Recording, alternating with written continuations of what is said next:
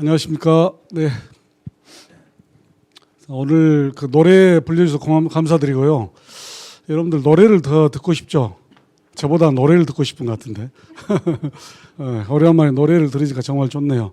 이모님 나중에 회기하실 때도 중간에 노래를 넣으십시오. 막 싸우지 말고. 노래가 훨씬 좋은 것 같아요. 네. 오늘은 그 공유경제에 대해서 발표할 건데요. 광주가 좀 우리나라의 재정에서 경제 비중이 3%밖에 안 돼요. 우리나라에 3%밖에 안 됩니다. 이거를 10% 20% 끌어올리는 게 지금 과제일 거예요. 시장님이나 의회나 모든 게 다.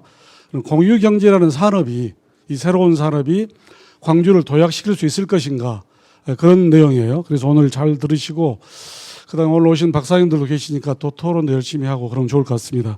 지금부터 발표하겠습니다. 저는 김광림입니다. 저를 소개를 안 하려고 그랬는데 또 누가 또 소개를 하라 그래서 쑥스럽지만 좀 소개하겠습니다.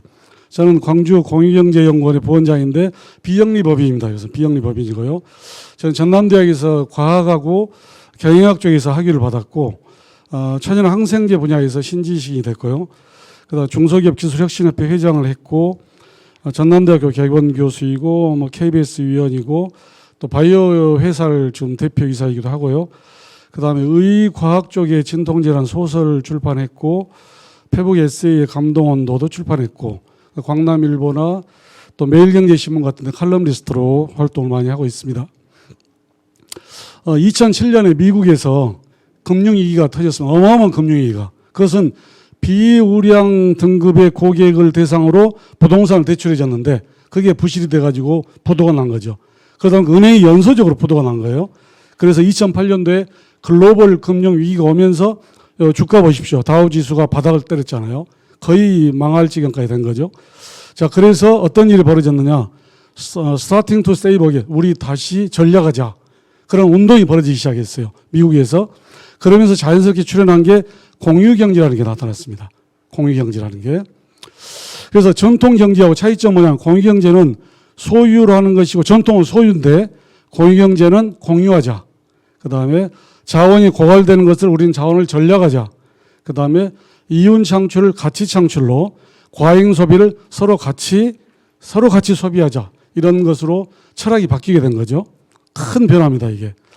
그런데 재밌는 것은 공유경제가 4차 산업혁명에 해당된다는 거예요.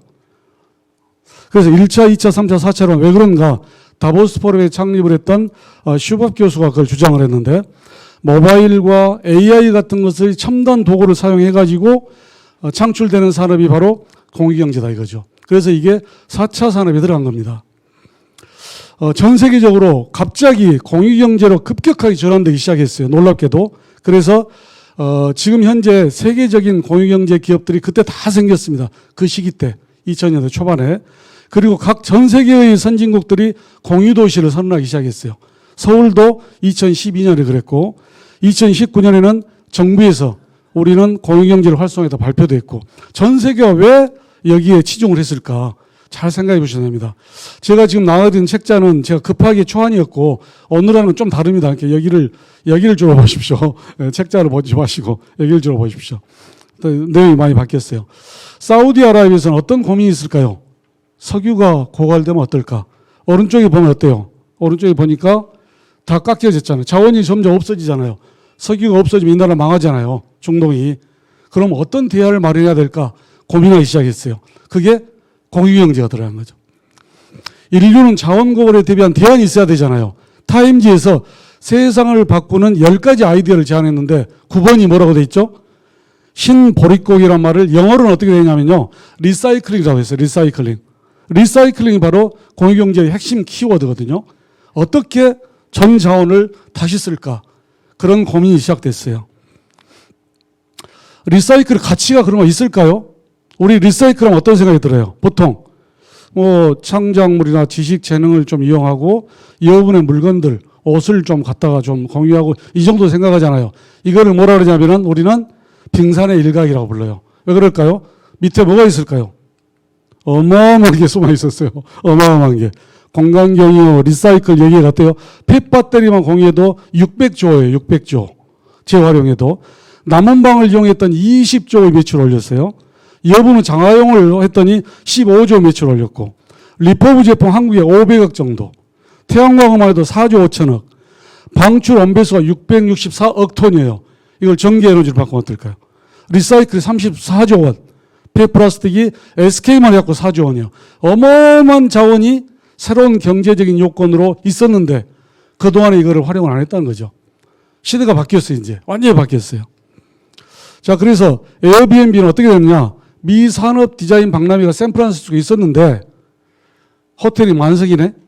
그러니까 어떤 청년이 가난했어요. 월세를 못 내고 있었어. 야, 우리 집을 좀 빌려주면 어떨까? 대회 기간 동안 빌려줬더니 한 달 동안 월세가 다 빠져버렸어요. 야, 이거 사업해야 되겠다. 매출이 얼마예요, 지금? 15조 원이에요. 이 사람이 15조 원. 공유경제의 유력을 아시겠죠? 자, 직장인 사이에 서울에서 입소문이 났다. 언제 이야기예요? 2024년 10월. 최근 이야기예요. 애들이 어때요? 청년들이 방 하나를 더해서 빌려주는 거예요. 자기 월세도 빠지는 거예요, 이게. 이게 어때요? 성장이 최근 3년에 10배가 진 거예요, 서울에서. 어때요? 이런 식으로 이제 흘러가는 거예요. 자, 그 다음, 우버는 뭐예요? 야, 하루 종일 왜 차가 주차돼 있지? 시청에도 다 주차돼 있잖아요. 출근해가지고. 아깝잖아요, 차가. 이거를 활용하면 어떨까? 칼라닉이라는 사람이 아이디어를 생각한 거예요. 샌프란시스코에서. 이 차를 수요자와 차량을 연결해 줬더니 지금 매출이 얼마예요? 20조 원이에요. 20조 원. 20조 원. 이게 바로 공유경제입니다. 자, 세계 최대의 공유 오피스는 사무실에 책상 하나 더 놓고 월세를 받아볼까? 어때요? 26만 5천 개의 사무실을 창출했어요. 어마어마하죠? 세계 최대의 공유주택 546명이 개인 룸만 하고 나머지는 다 공유했더니 546명이 함께 모여 살아요. 런던에. 이런 거죠. 자, 폐전기 온배수 664억 톤이 전기 에너지로 전환되면은 수천억이 되는 거지, 이게 돈으로 따지면. 수천억. 이거를 지금까지 벌여왔죠. 그 다음, 폐염전 태양광 수익 잘 보세요. 자, 신안에 염전이 폐염이 됐어요. 쭉 깔았어요, 태양광을. 그래서 한국전력 같이 했어요. 총 사업비는 3,196억인데 주민들 약 3,000명이 같이 투자해가지고 128억 했어요. 거기는 수익금을 이 할머니, 할아버지들 시골에서 얼마를 받아요? 개인당 최고 400만 원 매년 이렇게 수익을 올리게 됐어요. 어때요? 태양광 넘쳐나잖아요. 돈이 된 거예요. 그 다음, 한국 리사이클 대표 사람은 당근마켓. 놀랍잖아요. 성장 보세요. 어마어마하게 성장하고 있죠. 지금도 마찬가지고. 이제는 30억짜리 집도 당근마켓에서 거래를 한다는 거예요, 앞으로는.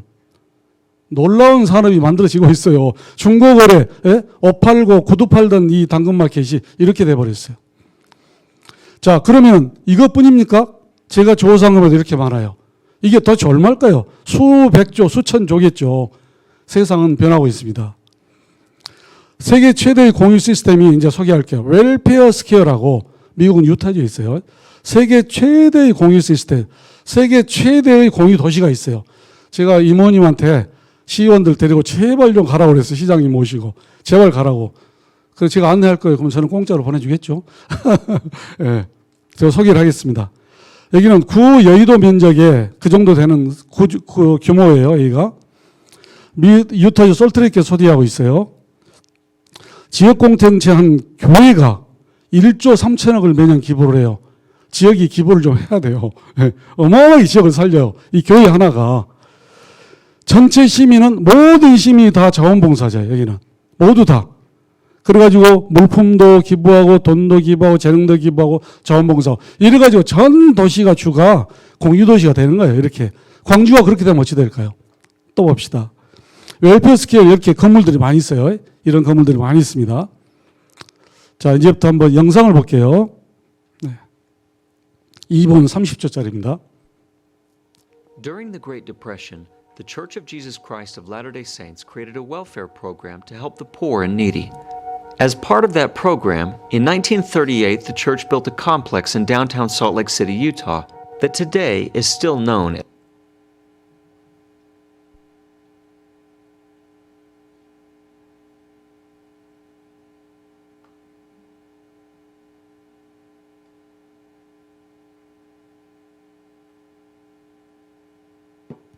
1938년에 세워진 거예요. 아주 오래전이죠. 그때부터 지금까지 계속되고 있습니다.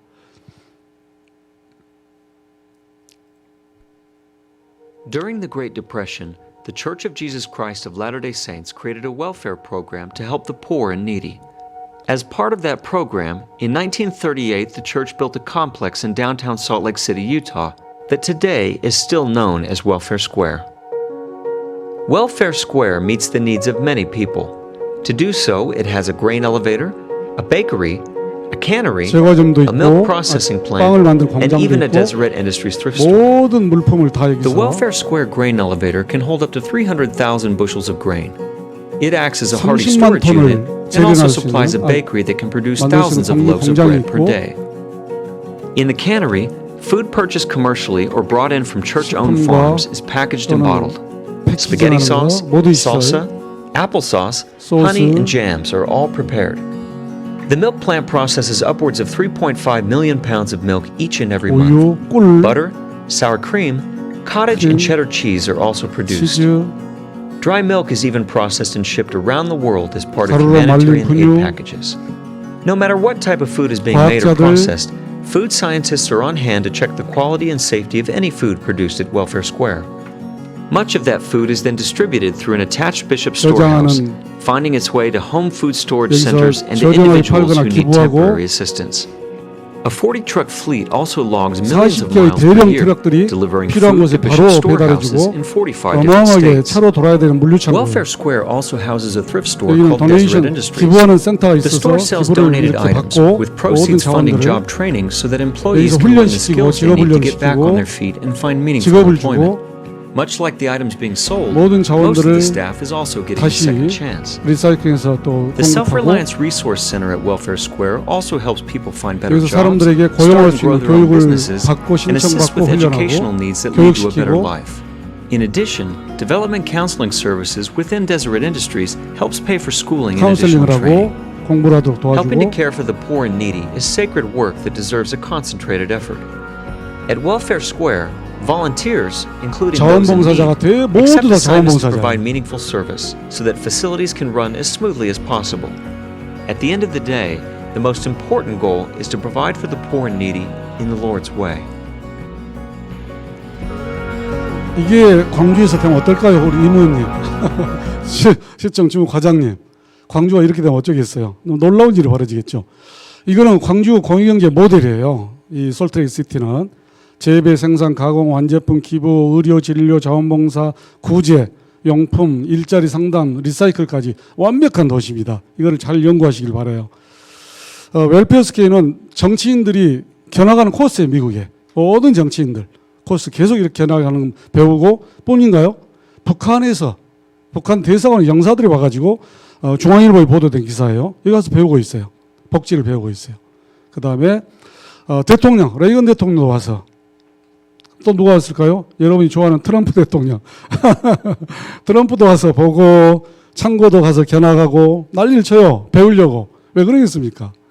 놀라운 곳이니까.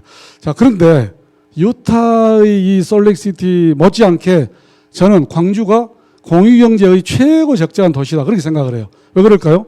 미미 민주 인권에서 인권, 평화, 민주는 세계 최고예요. 거기다가 어때요? 나눔과 공유와 공동체 아니에요. 너무 맞아 떨어지지 않습니까? 바퀴가? 이보다 더 좋은 여건이 없는 거죠. 4.19 학생의 출발점이에요. 광주가 5.18의 나눔의 출발점이고, 헌혈하죠, 주먹밥 나눠주죠, 물 주죠, 이거는 공유에 대한 모든 것이 DNA가 있는 도시예요. 여기가 그 어느 도시보다. 근데 잠재력이 어마어마한 거예요. 어떻게 잠재력이에요? 아시아 문화의 전당, 그 다음에 어때요? 그림, 서예, 판소리, 요리 최고 아닙니까? 4.19, 5.18, 민주, 국립묘지. 노벨상은 한국에서 여기밖에 안 나오네. 왜 안 나올까? 여기밖에. 서울, 포항구 다 멍청해요. 왜 광주만 나올까요? 저력이 있는 거죠. 노대동은요, 아시아 최고의 노인복지센터예요. 아시아 최고예요. 지스트는요, 세계 5위의 논문 인용 대학이에요. 세계 5위예요. 기아자동차, 반도체, AI 한국 최고의 센터가 지금 만들고 있잖아요. 광주에. 그 다음에 양방, 의술, 태양광. 어마어마한 잠재력이 있어요. 과장님, 광주가 그런 도시인지 알았어요? 좀 만들어 보세요. 예. 광주시 정책의 균형을 잡아야 되는데요. 지금 시장님 뭘 주장합니까? 인공지능, 미래차, 에너지 반도체. 이거는 중장기적이잖아요. 그죠? PB에 와닿는 건 뭐겠어요? 공유경제예요. 아시아 최고의 공유경제가 되는 것은 바로 할 수 있는 거죠. 이것은 바로 가능한 거예요. 공유경제를 위한 지역화사 단계는 이렇게 나눠져요. 일반적으로 도표에서. 우리 광주는 어디쯤 와 있을까요? 제가 볼 때는 도입 단계에 와 있어 아직도. 실제로는 많은 것을 하고는 있어요. 근데 파고들고 경제적인 성과를 내고 하는 데는 아직 도입 단계예요. 여기에 어떻게 해야 되겠어요? 우리 임원이 예산 결산위원이잖아요. 예산을 배정하고 집행하고 할 수 있잖아요, 지금. 예, 이거를 해야 됩니다. 자, 제가 이제 광주 공유도시 플랫폼을 경제적, 사회적, 환경적으로 분류를 해봤어요. 이거 너무 많으니까 다 보니까 요약해서 말씀드릴게요. 한강 노벨상을 받았는데 서울에서 먼저 마케팅을 시작했어요. 노벨 문학상 마케팅을. 광주는 아무것도 안 하고 있는데 이래서야 되겠습니까? 어떻게 해야 되겠어요? 광주 노벨상 공유경제를 시작해야죠. 어떻게 해요? 시민과 관광객을 오라고 하고 노벨상은 성지, 김대중 센터, 한강 초등학교를 했던 중흥동, 백민경 어떤 사람이냐면은 노벨 화학상을 받은 사람과 논문을 썼는데 그게 노벨상이 됐는데 일저자가 광주 출신이에요.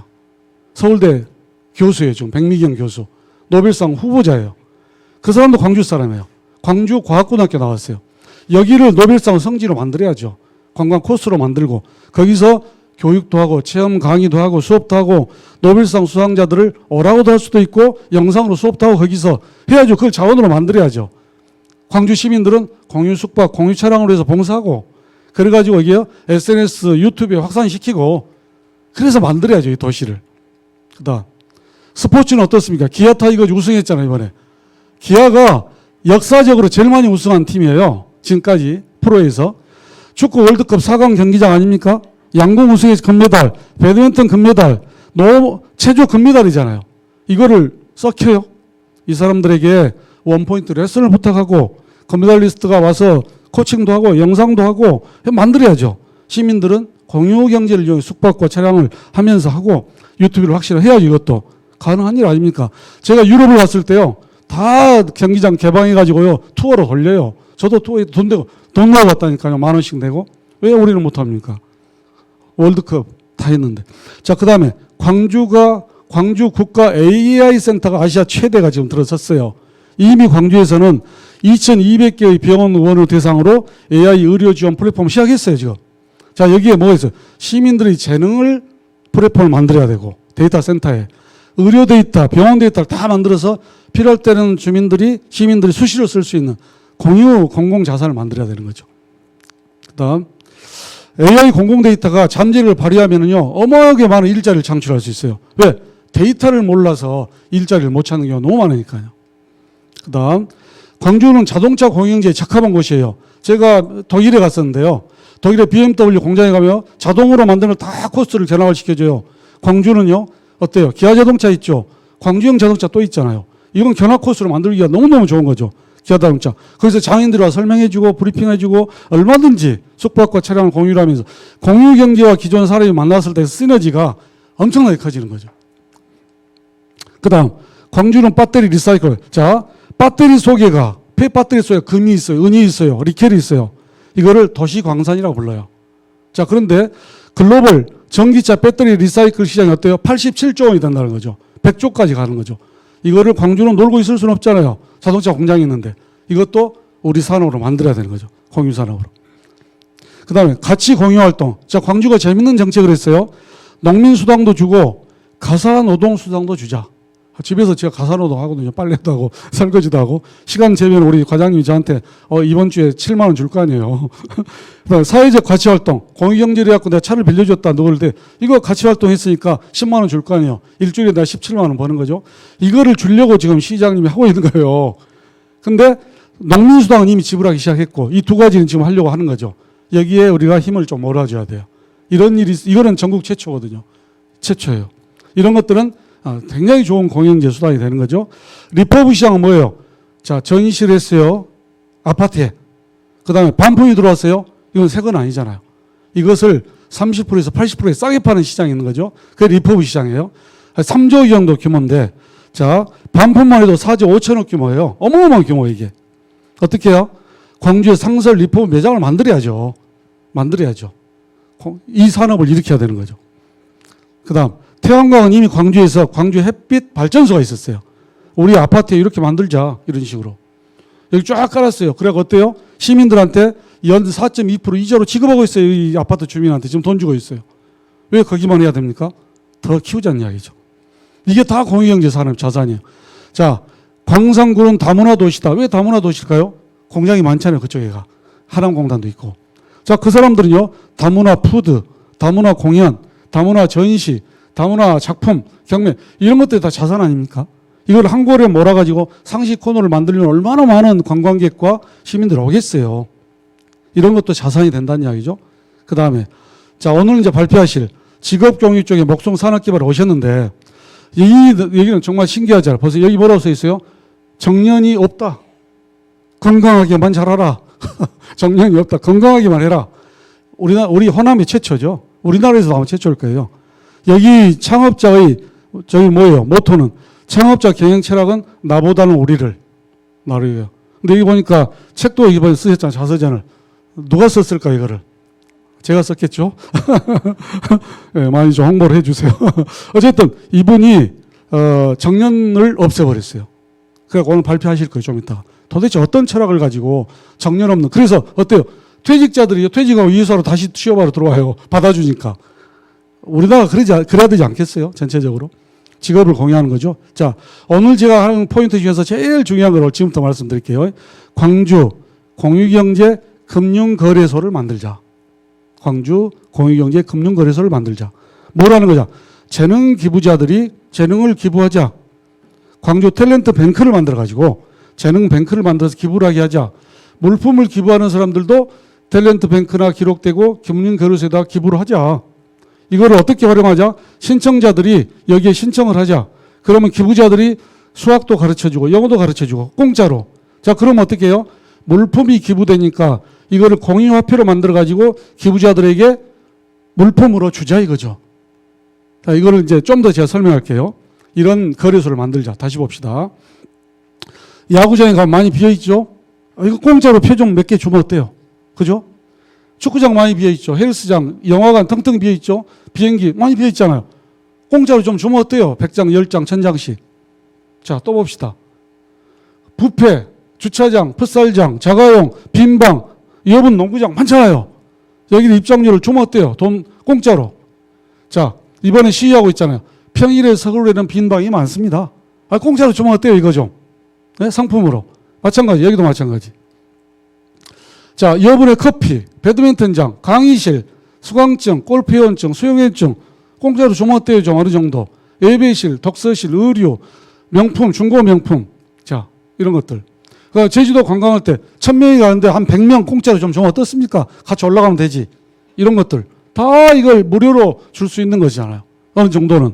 이거를 기부를 하면 어떻겠어요? 무등산 수박 나오면 장아찌 만든대요. 그냥 안 주고. 이거를 기부하면 어떻겠어요? 그죠? 기부하면 어떻겠어요? 자, 이런 것들 다 모은 거죠. 물품. 이 어마어마한 것을 기부를 받을 수 있어요. 어마어마한 기부를 받을 수 있어요. 이거를 누구한테 주자는 거죠? 누구한테 줘요? 자, 광주 빛거울 노인건강센터 하루에 5,000명, 1년에 120만 명 온대요. 이 사람도 훌륭한 선생님도 많아요. 섞이고 있어요. 재능과 지식을 여기서 놀고 있어요. 이분들에게 재능을 기부할 수 있는 기회를 주는 거죠. 자, 그 다음 또 봅시다. 자, 그런데 그 기부 내용이 한두 가지가 아니더란 이야기죠. 영어, 수학, 국어, 말하기, 지도, 축구, 지도까지 어마어마하게 많은 재능들이 기다리고 놀고 있어요, 지금. 광주에 놀고 있어요. 어떻게 해야 될까요? 이 재능을, 이것들을 어쩌자는 이야기죠. 이것을, 자, 1번, 재능 기부자들이 광주 탤런트 뱅크나 물품 뱅크에 기부하십시오. 물품 기부자들도 기부 좀 해주세요. 두 번째, 나 그게 필요한데요? 신청해요. 그러면 이번에 세 번째, 거기에 대해서 재능이 필요한 사람들 도와줘요. 수학을 뭘 도와주고. 그러면 그 사람들에게 공유 화폐를 발행해서 줘요. 그걸 가지고 활용하는 거죠. 자, 좀 더 실감나게 보여드릴게요. 자, 고1 현주란 애가 바이올린을 배우고 싶었어요. 그러니까 광주 탤런트 뱅크 하니까 누가 등록이 돼 있어요. 김혜인이라는 정직 교사가 등록돼 있어. 이 두 사람을 딱 연결해 줘가지고 배웠어요. 배우니까 금융거래에서 공유화폐를 누구한테 줬어요? 김혜직 교사한테 줬어요. 그러니까 이 사람은 뭘 했어요? 이 중에서 골랐어요. 뭘 골랐어요? 제주 항공권을 골라가지고 그거 가지고 제주도 갔다 왔다는 거죠. 왜? 비어있는 비행기니까 100개, 200개 줄 수 있잖아요. 대한항공이나 아시아항공 말하면 주죠. 그렇게 보답을 하는 거예요. 이 구조가 얼마나 좋습니까? 수학 가르치고 못 가르치고 나는 비행기표 받고. 또 봅시다. 김학수라는 사람이 영어회화를 신청을 했어요. 광주 탤런트뱅크에 신청을 했더니 원어민 봉사자들이 거기에 등록이 돼 있네요. 이 사람들이 무료로 영어회화를 가르쳐 줬어요. 이 사람들에게는 뭘 줬어요? 공유화표를 줬더니 빕스 4인 식사권을 딱 기부가 와가지고 줬네요. 영어 가르쳐 줬더니 얼마나 좋습니까? 빕스는 공짜로 주나요? 선전이 되죠. 4인 주면은 그 다음에 어때요? 또 갈 거 아닙니까? 홍보 수단이 되는 거죠. 자, 그 다음. 정수현이라는 사람 그림을 배우고 싶었어요. 탤런트뱅크에 신청을 하니까 화가를 소개해 줬어요. 퇴직 공무원 화가. 그 사람이 가르쳐 줬어요. 이 사람한테 뭘 줬습니까? 임플란트를 치과병을 줬네. 100만 원짜리지만 치과병이 원가는 한 25만 원 될 수도 있잖아요. 그걸 딱 주니까 어머니한테 선물했어요. 임플란트를. 불가능합니까? 다 할 수 있는 거죠. 자, 이렇게 움직이면은 어떻게 되겠어요? 그 다음에 수학도 마찬가지로 기아 타이거즈 3개월 입장권. 뭐 이게 남아있는 좌석이니까. 자, 결론. 첫 번째로 광주는 잠재력이 어마어마한 도시다. 노벨상은 유일한 도시다. 두 번째. 단순한 옷을 좀 주고 먹고 이런 공유경제가 아니고 어떤 공유경제예요? 4차 산업혁명에 접근한 공유경제로 가자. 통 크게 가자는 이야기죠. 그 다음에 광주 공유경제 금융거래에서 공유화폐를 한국 최초로 해보자. 이 쉬운 것 시스템을 해보자. 단계적으로 해보자. 네 번째, 광주를 아시아 공유경제 허브로 만들자. 광주 공유경제를 광주 대표 브랜드를 만들자. 광주 톨게이트 들어오면 광주 대표 브랜드 뭡니까? 우등산 수박이죠. 우등산 수박의 가치하고 이 공유경제 가치가 째비가 됩니까? 수천 조짜리인데 이거를 광주의 브랜드로 만들자 이런 이야기입니다. 이상입니다. 감사합니다.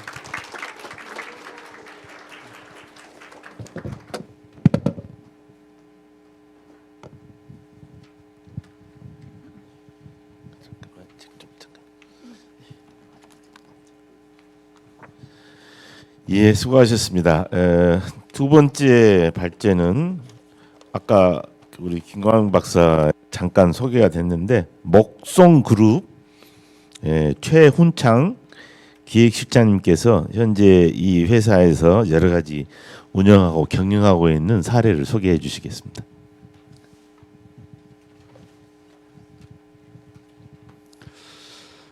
안녕하십니까.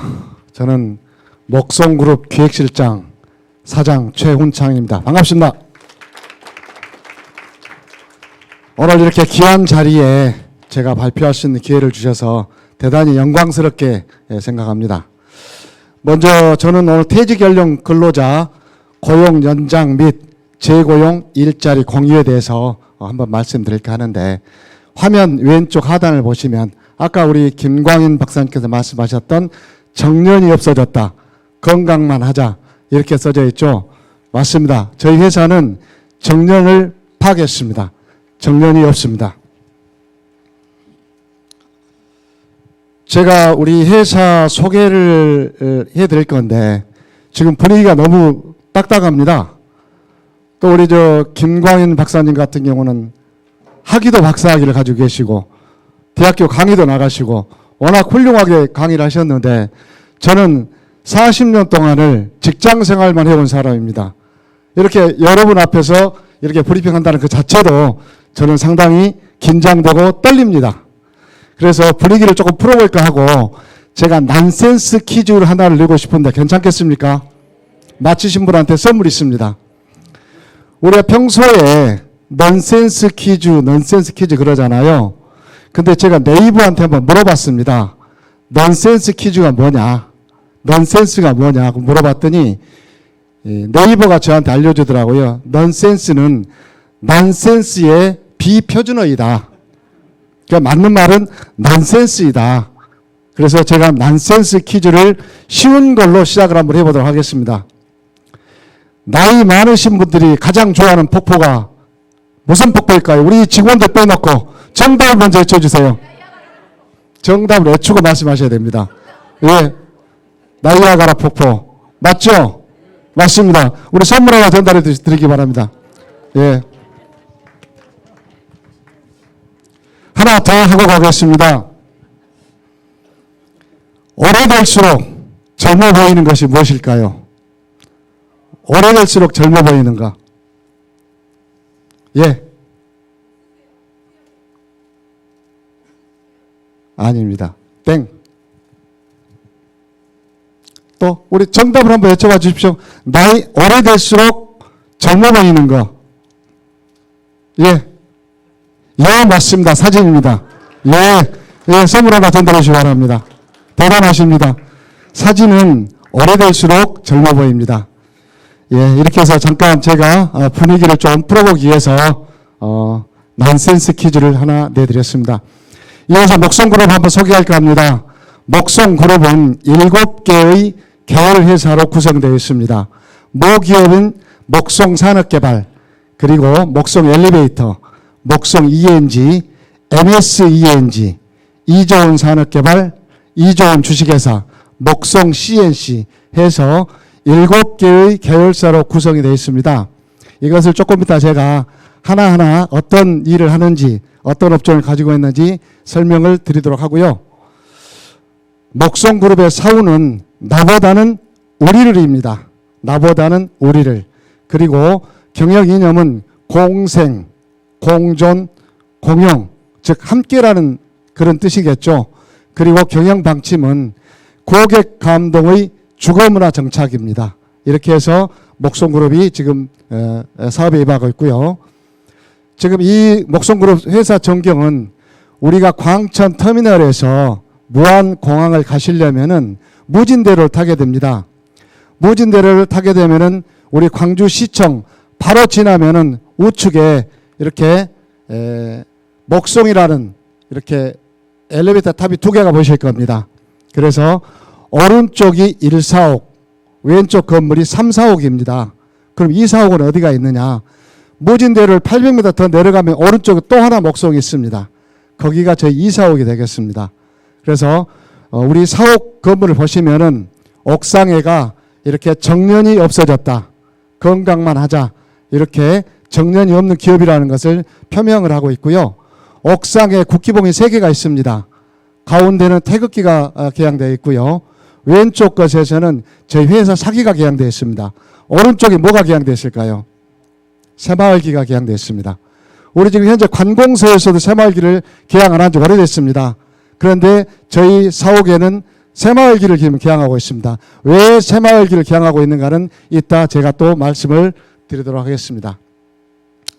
목성의 역사를 말씀드리면은 목성산업개발은 1992년 10월에 금호산업개발이라는 상호로 시작을 했습니다.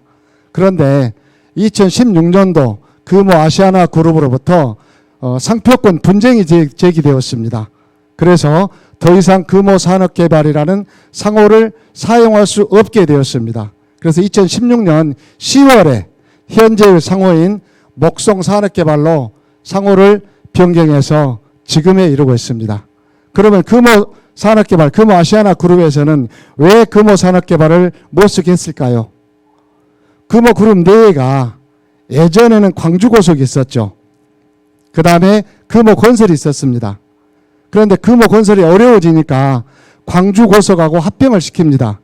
그래서 광주고속 고속사업부, 광주고속 건설사업부 이렇게 분류를 해서 광주고속이라는 그 상호로 쓰다가 나중에 다시 금호건설로 상호를 변경했는데 금호타이어가 또 경영위기가 옵니다. 그래서 금호타이어를 금호건설로 또 합병을 시킵니다. 그래가지고 상호를 금호산업개발로 상호를 변경합니다. 그래서 독립재산제로 해가지고 금호산업개발, 고속사업부, 건설사업부, 타이어사업부 이렇게 분류됐는데 그때 금호산업개발에서 상표권 등록을 해버립니다. 그래서 목성산업개발, 금호산업개발 쓰니까 금호산업개발이 너무 이제 커지니까 견제가 들어오는 거죠. 그래서 목성산업개발로 상호를 변경했고요. 목성산업개발의 목성은 나무 목자가 아니라 다스릴 목자입니다. 다스릴 목자의 소나무 성자인데 소나무는 혼자서는 살 수가 없답니다. 무리를 지어서 산답니다. 그래서 소나무를 다스리라. 그래서 다스릴 목자 소나무 송자를 다스릴 목자 소나무 성자 썼는데 이 목성이 저희 CEO, 먹성그룹 CEO 이명식님의 아호입니다. 그래서 상호를 바꿀 때 본인의 아호를 따서 먹성산업개발로 상호를 변경했던 겁니다. 먹성산업개발에서는 어떤 일을 하냐면요, 공동주택관리업, 경비용역업, 그 다음에 청소용역업, 기계설비, 성능점검업 이런 일을 하는데, 우리 아파트에서 관리사무소 있죠. 관리사무소를 관리하는 회사입니다. 그리고 관리사무소뿐만이 아니라 경비업, 청소업 이걸 총 같이 이렇게 턴키로 관리하는 회사고, 또는 어떤 아파트에서는 분리해서 영역을 주는 경우도 있습니다. 그리고 또 기계설비 성능점검업은 우리가 기계설비가 되어 있는 모든 건물은 1년에 한 번씩 점검을 받도록 법제화되어 있습니다. 그래서 매월 4월 17일까지 점검을 받아야 되는데, 거기에 발맞추어서 먹성산업개발에서 기계설비 성능점검업 면허를 내서 지금 일을 하고 있다고 말씀드릴 수 있겠습니다. 먹성산업개발에서 관리하고 있는 위탁관리 수가 285개 단지입니다. 우리 세대 수로 보면은 광주 전남북 통틀어서 1위 업체라고 감히 말씀드릴 수가 있겠습니다. 285개 단지 중에서 아파트 1000세대 이상이 30개 단지고 1000세대 미만이 255개 단지입니다. 우리 공동주택은 의무단지와 비의무단지로 분류가 되는데, 의무단지는 150세대 이상이면서 엘리베이터가 있거나 또는 300세대 이상이지만 엘리베이터가 없는 단지, 이 이상 된 단지들은 의무단지라고 해가지고 주택관리사를 소장으로 발령을 내야 됩니다.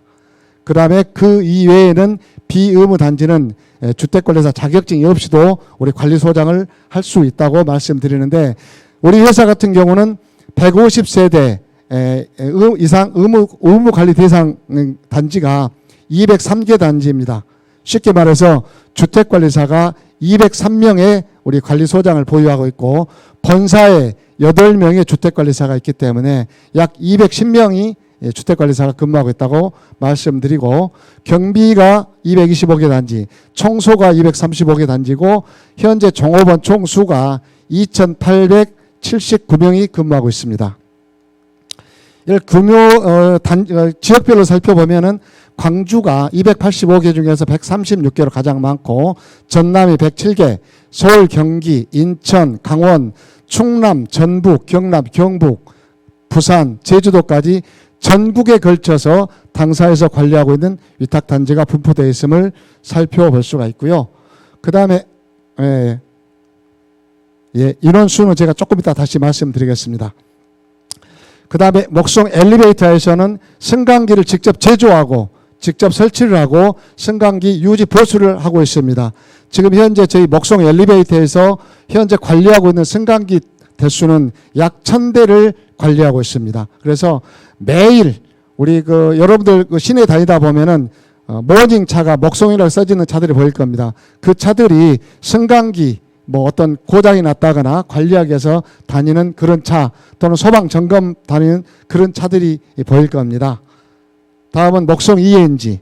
방금 제가 말씀드린 먹성 ENG에서는 소방시설 점검, 또 소방시설 공사, 소방시설 유지관리, 소방관리 대행. 그래서 소방은 우리가 그 아파트 같은 경우 건물, 소방시설이 되어 있는 건물들은 무조건 1년에 2번 점검을 받도록 되어 있습니다. 그래서 작동 기능 점검 1번, 종합 정밀 점검 1번, 이렇게 연에 2번을 받도록 되어 있는데, 그런 점검을 우리 회사에서 하고 있다는 것을 말씀을 드리고, 혹시 점검 과정에서 어떤 보수공사가 있거나 시설공사가 있으면 그 시설공사까지 함께 하고 있고, 또 자격증이 없는 그런 건물에는 소방관리 대행까지 하고 있다고 말씀드릴 수 있겠습니다. 이조은 주식회사입니다.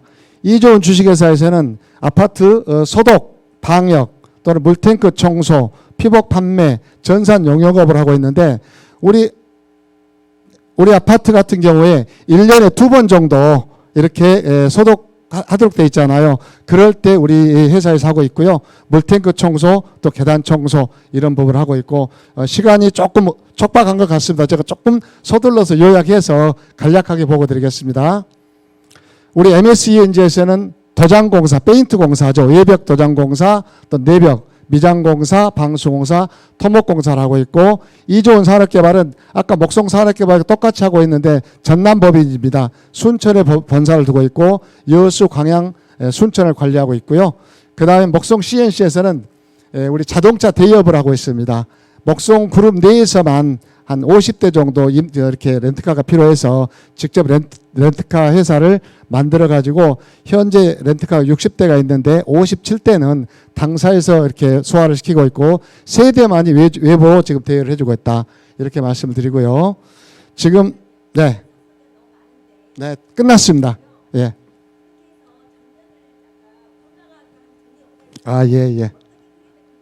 예, 지금 제 말씀드립니다. 마침 또 우리 의원님 말씀하셨는데 그 화면이 나왔습니다. 저희 회사에서 아까 2,879명이라고 그랬지 않습니까? 그 중에서 60세 이상 되신 분들이 1,996명, 68.3%입니다. 그리고 60세 미만이 31.7%인데 본사에 근무하는 젊은 여직원들 다 포함해가지고 31.7%만이 60세 미만이고 60세 이상이 68.8%인데 68.3%인데 지금 이런 부분이 있습니다. 지금 우리 주택관리사 같은 경우에 현역에서 은퇴하신 분들 대부분 58세부터 60세 되면은 정년을 하잖아요. 정년하신 분들이 주택관리사를 취득해가지고 저희 아파트 관리사무소 소장으로 많이 와서 근무하고 계시고요. 본사에서는 아까 제가 소개해드린 부분 중에서 우리 계열사 사장님들 대부분이 지금 60세가 넘으신 분들입니다. 그래서 본사에서도 60세 넘으신 분들이 굉장히 많이 근무하고 있다는 거. 저도 마찬가지로 60세가 훨씬 넘었습니다. 그런데 그룹의 기획실장을 맡고 있고요. 그래서 회사 소개를 조금 더 회사 하고 있는지를 좀 설명드리고 싶은데 토론 시간이 필요한 것 같아서 간단하게 한 2, 3분에 걸쳐서 간단하게 화면만 제가 넘겨 보여드리도록 하겠습니다. 제대군인 우수 고용 기업으로 저희들이 2019년도 인정을 받아서 호남에서 유일하게 3번째 인정을 받았고 현판식을 하고 있는 모습이고요. 또 국가보훈부 장관 제대군인을 많이 고용했다 해서 보훈부 장관 표창을 받았고 그 다음에 장애인 표준사업장 설립 협약을 맺었다는 거 말씀드리고 그 다음에 이제 목성산업 트래킹이 있는데 한 달에 한 번씩 매월 3번째 토요일 날 이렇게 트래킹을 하고 있는데 우리 직원 상대가 아니라 광주 전 시민을 상대로 하고 있는데 매월 버스 4대가 운행을 하고 있습니다. 그래서 누구나 다음 카페 목성사랑 트래킹 가셔가지고 회원 가입해서 신청하시면은 2만 원 회비 내시면은 트래킹을 다녀오실 수 있다는 것. 연 1회 해외까지 다녀올 수 있는데 위에 사진이 작년에 몽골 사진입니다. 그래서 93명 다녀왔고요. 또 직장 공장 새마을 운동 우리 이명식 대표이사님께서 광주시 회장으로 취임하셔가지고 취임하신 부분이고 이렇게 탄소 중립 또는 목송에서도 목송협의회가 발대식을 가졌다는 거 또 이렇게 목송협의회에서 트래킹 갔다 왔고 또 광주시 분여회에서 새마을 분여회에서 김장 나눔 행사를 했는데 목송그룹 주차장에서 행사를 했습니다. 광주시 시장님 사모님께서도 참석한 큰 행사를 목송그룹 주차장을 이용해서 했다는 것을 말씀드리고요. 이번에 순창에서도 김장체험 나눔 페스티벌을 했는데 우리 목송협의회에서 참석해가지고 다문화 가족 이분들하고 같이 했다는 거 이런 부분들은 뭐 기부한 부분들인데 저희들 회사 자랑한 것 같아서 잠시 화면만 보여드리고 넘어가도록 하겠습니다. 이렇게 또 우리 이제 총괄 사장님 이명식 대표이사님 자제분께서 광주시 복싱협회 회장을 맡고 계시고 광주시 장애인 배드민턴 회장을 지금 맡고 계셔가지고 많은 활동을 하고 계시고요. 그 다음에 업무 협약 부분인데 마지막으로 목송그룹에서는 근로자들이 의료복지를 위해서 수암병원과 의료지정병원을 협약을 했고 광주 그 센트럴 윤길중 안과와 이렇게 업무 협약을 해가지고 직원들 복지를 위해서 이렇게 하고 있다는 것. 마지막으로 제가 난센스 퀴즈 하나 더 하고 넘어가도 되겠습니까?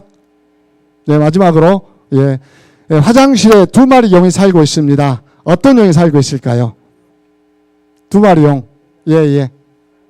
쌍용 아닙니다. 선물이 있습니다. 2마리 용입니다. 예. 두루마리 용이 아니죠. 예, 시간 관계상 정답자가 없어서 신사용과 숙녀용이 살고 있습니다. 이상 발표를 마치겠습니다. 고맙습니다.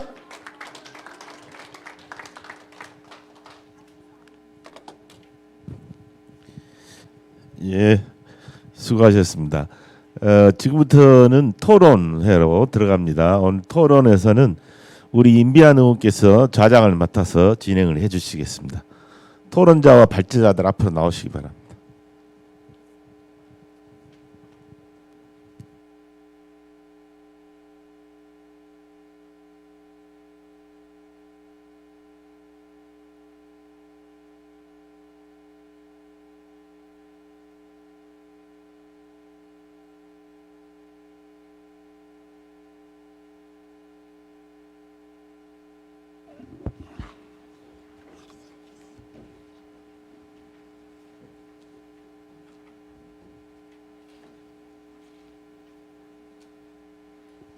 안녕하세요. 반갑습니다.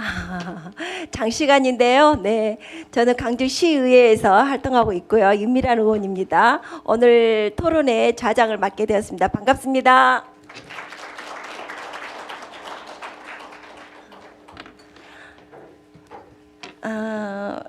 최근에 디지털 그 혁명하고 또 4차 산업 관련해서 시장 경제가 빠른 속도로 변해가고 있습니다. 그러면서 우리는 이 상황에서 어떻게 해야 광주 발전에 또 살아남을 수 있을까는 여러 가지 대안 중에 논의를 하다가 실은 이제 오늘 이 토론회가 있기까지에 많은 시간이 있었습니다. 7년 전, 8년 전에 방금 좀 전에 발표하셨던 김광현 박사님께서 저에게 찾아와가지고 강주가 가야 할 방향이지 않겠냐. 저는 그때 의원이 아닐 때입니다. 그때 여러 가지 이야기를 하면서 이제 고민하다가 드디어 오늘 그 8년이라는 시간에 숙성의 시간이 지나서 오늘 드디어 열매를 맺는 첫 번째 시간이라 생각합니다.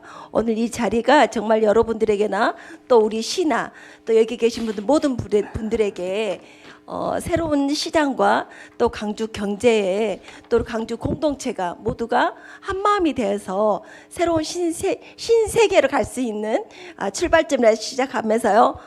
토론을 시작하도록 하겠습니다. 그럼 첫 번째 토론에 앞서서 기조 발제와 또 토론을 맡아주실 분들 먼저 소개하겠습니다. 발제를 맡아주신 김광윤 광주 공유경제연구원 부원장님 소개하겠습니다.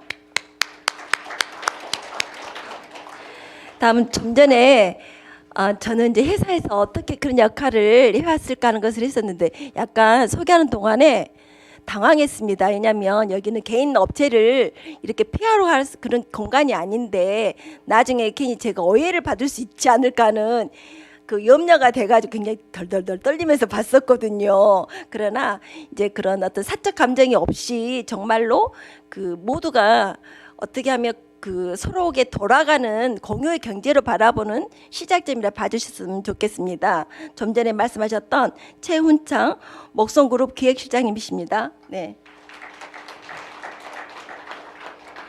그리고 다음부터 진짜 힘차게 박수 쳐주시기 바랍니다. 장우철 광주 공유센터장님이십니다. 제가 존경합니다.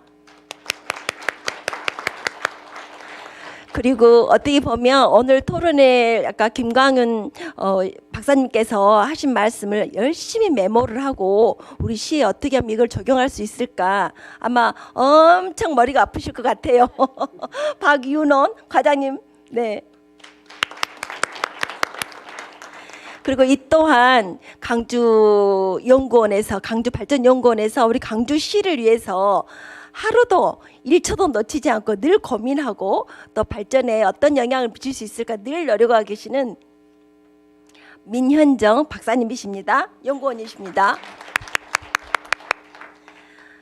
다음은 제가 존경하고 시 광주에서 몇 번 1, 2번, 3번으로 가면 서러우실 아무튼 그 건축계획 어떻게 뭐 거장이라 할 수 있습니다. 우리 길정호 조선이공대 교수님 소개하겠습니다. 그럼 이제 지금부터 본격적으로 토론회를 시작하도록 하겠습니다.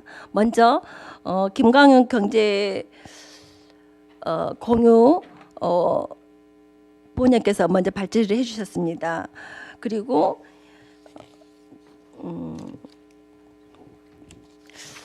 이제 아무튼 다들 고생해 주셨고요. 이제 그러면 지금부터 토론회를 시작하도록 하겠습니다. 그러면은 좀 전에 소개했지만 장우철 센터장님 다 소개를 했지 않습니까? 네. 그 토론회는 이제 시간이 많으면 얼마든지 하면 좋겠지만 최대는 10분입니다. 그리고 7분이 넘어지면 제가 땡땡땡 울리겠습니다. 네. 그럼 먼저 우리 장우철 센터장님께서 먼저 말씀해 주시기 바랍니다. 네, 반갑습니다. 저는 광주 공유센터에서 센터장 일을 하고 있는 장우철이라고 합니다. 우리 김광윤 우리 광주 공유경제연구원 부원장님 그리고 최훈창 목성그룹 계실장님 네, 그 발제를 잘 들었습니다. 저희 공유센터는 전국 최초로 2013년도에 설립이 되어가지고 운영이 되어 왔습니다. 그러다가 2017년도부터서 시에 이제 위탁으로 위탁 계약이 맺어가지고 운영이 되어가고 있는데 좀 자랑을 하자면 전국 최초로 만드는 것도 중요한데 지금 가장 활발하게 전국에서 가장 우수적으로 운영이 되고 있고 많은 지자체에서 벤치마킹을 하러 오고 있습니다. 저희 3일 전에는 널디라는 의류업체에서 11톤 트럭으로 2대가 의류가 기부가 되었고 다음 주에는 CK에서 남성용 그 팬티가 또 트럭으로 몇 대 또 지금 기부될 예정인 등 정말 전국에서 엄청난 양의 이 물류가 기부가 되고 있습니다. 그래서 먼 광주에 왜 이렇게 거리도 멀고 하는데 기부가 되어지는가 이제 했더니 그런 그 대량 물건을 받을 수 있는 곳이 저희 광주 공유센터밖에 없어서 이제 이렇게 많이 기부가 되고 있는데요. 만약 저희가 그런 물건들을 기부를 받지 않는다고 한다면 전부 다 폐기물 처리가 되어져야 되는 엄청난 쓰레기를 발생시킬 수 있는 그런 문제들이 있는데 저희가 이제 쓰레기 문제에 대한 환경 문제에 대한 해결도 하고 있다 이렇게 보고 있고. 요즘에 이제 가게가 폐업을 굉장히 많이 하는데 저한테 전화를 주셔서 우리 가게에 있는 물건 다 가지고 가라. 이제 장사를 안 하니까 또 아파트에서 이사를 이제 좀 더 큰 평수로 이사를 가면서 우리 집에 있는 가전 가구 뭐 인테리어 물품들 다 가져가라. 뭐 이런 연락들이 굉장히 많이 오고 있습니다. 다만 조금 아쉬운 것이 가지고 올 수는 있지만 보관해 놓을 장소가 없어서 저희들도 다 가져오지 못하고 대부분 폐기가 되고 있는 그런 상황에서 그런 게 상당히 안타깝게 느끼고 있습니다. 그래서 아까 이제 발제에서도 말씀하셨다시피 광주가 이렇게 여러 가지 무한한 자원들을 가지고 있는 그런 도시여서 그런 그 발제에서 말씀하신 것처럼 정말 광주에 큰 물류창고의 형태의 그런 물품 공유가 이루어질 수 있는 공간들이 마련이 된다면 요즘에 이제 탄소 중립이나 기후 위기와 관련해 가지고 거기하고 맞물려서 환경도 생각하고 물품도 자원 순환할 수 있는 그런 것들이 좀 더 효율적으로 이루어지지 않을까 그렇게 생각이 되어집니다. 특히 이제 저희 공유센터에 와 보신 분들은 아실 건데 저희가 공유자원 순환 가게라고 물물 교환 가게를 운영을 하고 있습니다. 그래서 집에서 사용하지 않는 물건을 가지고 오셔서 필요한 물건으로 바꾸어가는 그런 이제 가게가 있어서 많은 분들이 이용을 하고 있고 또 출산 육아용품, 그다음에 한복이나 의류, 그리고 캠핑용품이나 이제 또 행사용품들 등 굉장히 많은 물건들을 시민들이 기부를 해주셔서 그 물건들을 함께 공유하는 그래서 가정 경제에도 도움이 되는 형태로 운영이 되고 있는데요. 발제에서 말씀하셨던 것처럼 이제는 그런 차원을 넘어서서 정말 거시적으로 경제적인 측면에서 바라보는 그런 공유 경제에 더욱 역점을 두어야 되지 않겠냐라는 그런 생각을 해보고 있습니다. 그래서 저희들도 그런 문제를 해결해 보고자 많은 노력을 하고 있는데 저희로서는 한계가 있기 때문에 이제 우리 임미란 의원님께서도 많이 관심을 가져주시고 또 지자체장님들도 좀 관심을 가져주셔서 광주가 나아가야 될 방향이 여러 가지 의제들이 있겠지만 그래도 이런 공유 경제를 기반으로 해서 우리 가정 경제에도 도움이 되고 환경에도 도움이 되는 이런 그 공유와 관련한 그런 것들에 좀 더 관심을 갖고 또 제도화해 주시고 지원을 해 주신다면 광주가 공유 경제에 있어서는 전국적인 또 모델이 되지 않을까 그런 생각을 해봅니다. 제가 제안을 여러 번 드린 적이 있지만 저희 공유센터가 유대 때 테니스장으로 사용하기 위해서 건축을 했다가 대회가 끝나고 거의 2년 가까이 운영이 되지 않고 폐쇄가 됐던 그런 공간인데 제가 제안을 해가지고 거기를 이제 지금 공유센터가 들어가서 사용을 함으로써 이런 스포츠 경기장을 활성화시키는 그런 계기를 마련했고 또 제가 최근에는 이제 월드컵 경기장이 2002년도에 지어져 가지고 현재까지 사용하지 않고 있는 공간들이 많이 있어서 거기도 조금 공간을 개방을 해가지고 시민들이 적극적으로 이용할 수 있으면 좋겠다라는 그런 제안도 하고 있는데 좌우간 어떤 공간이든 간에 저희가 좀 큰 좀 그런 공간이 있으면 굉장히 많은 물건들을 더 활용할 수 있겠다라는 그런 생각을 가지고 있어서 그런 부분에 좀 적극적으로 관심을 가져주시면 좋겠고요. 광주에도 여러분들이 알지 못하는 굉장히 많은 공유경제 기업들이 많이 있습니다. 그래서 아까 발제해 주신 것처럼 공유 오피스도 많고요. 공유 주방도 많고 또 이제 공유 숙박업체 이런 것들도 굉장히 많이 있어서 그런 것들을 또 우리 시민들이 많이 이용을 하고 있거든요. 근데 이것은 자연적으로 앞으로도 굉장히 많은 기업들 공유 경제 기업들이 많이 이제 생길 거다. 저는 그렇게 생각을 하고 있고요. 다만 아쉬운 것은 아직 법제화되어 있는 부분들하고 상충되는 부분들이 많아서 아직은 공유 경제가 활성화하기 위해서는 일단 뭐 이렇게 기반이 다져져야 되잖아요. 근데 아직 법률적인 문제에 부딪혀 가지고 숙박업소도 아직은 불법으로 되어 있고 아까 그 우버 택시 같은 경우에도 불법으로 되어 있고 그 다음에 뭐 우리 민가를 이용한 숙박 뭐 이런 것들도 아직 다 불법으로 되어 있기 때문에 그런 제도적인 문제가 해결되지 않고는 공유경제가 발전할 수 있는 부분들에 있어서는 제한적이다 이렇게 생각이 되고요.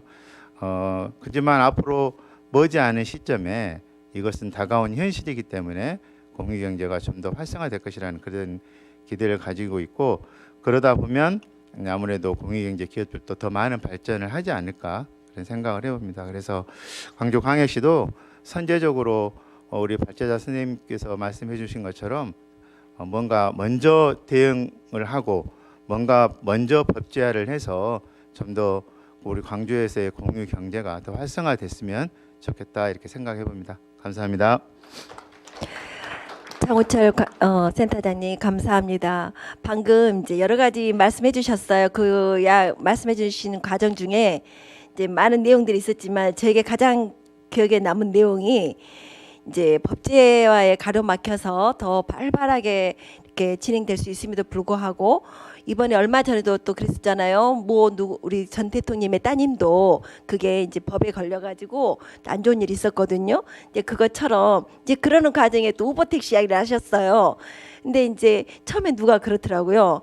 영국에서 자동차를 제일 먼저 개발했는데 꽃을 피운 것은 독일이나 미국입니다. 왜냐하면 영국에서 데모가 일어난 거예요. 자동차를 이제 나오니까 마차 끄신 분들이 데모가 일어난 거예요. 그래서 이제 그분들이 졌어요. 그래서 그 자동차 앞에 깃발을 가지고 가는 겁니다. 누가?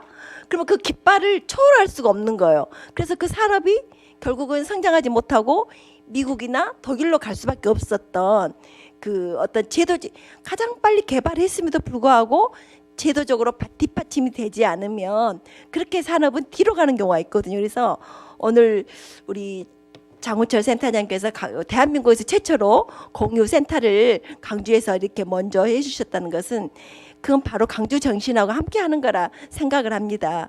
그렇다 그러면 이 시점에서는 그게 좀 더 정말 날개를 달 수 있도록 우리가 또 시에서 그 정책적으로나 제도적으로 마련할 수 있도록 또 여기 계신 분들이 모두 한 분 한 분이 횃불이 될 수 있다 생각하거든요. 아무튼 잘 들었습니다. 감사합니다.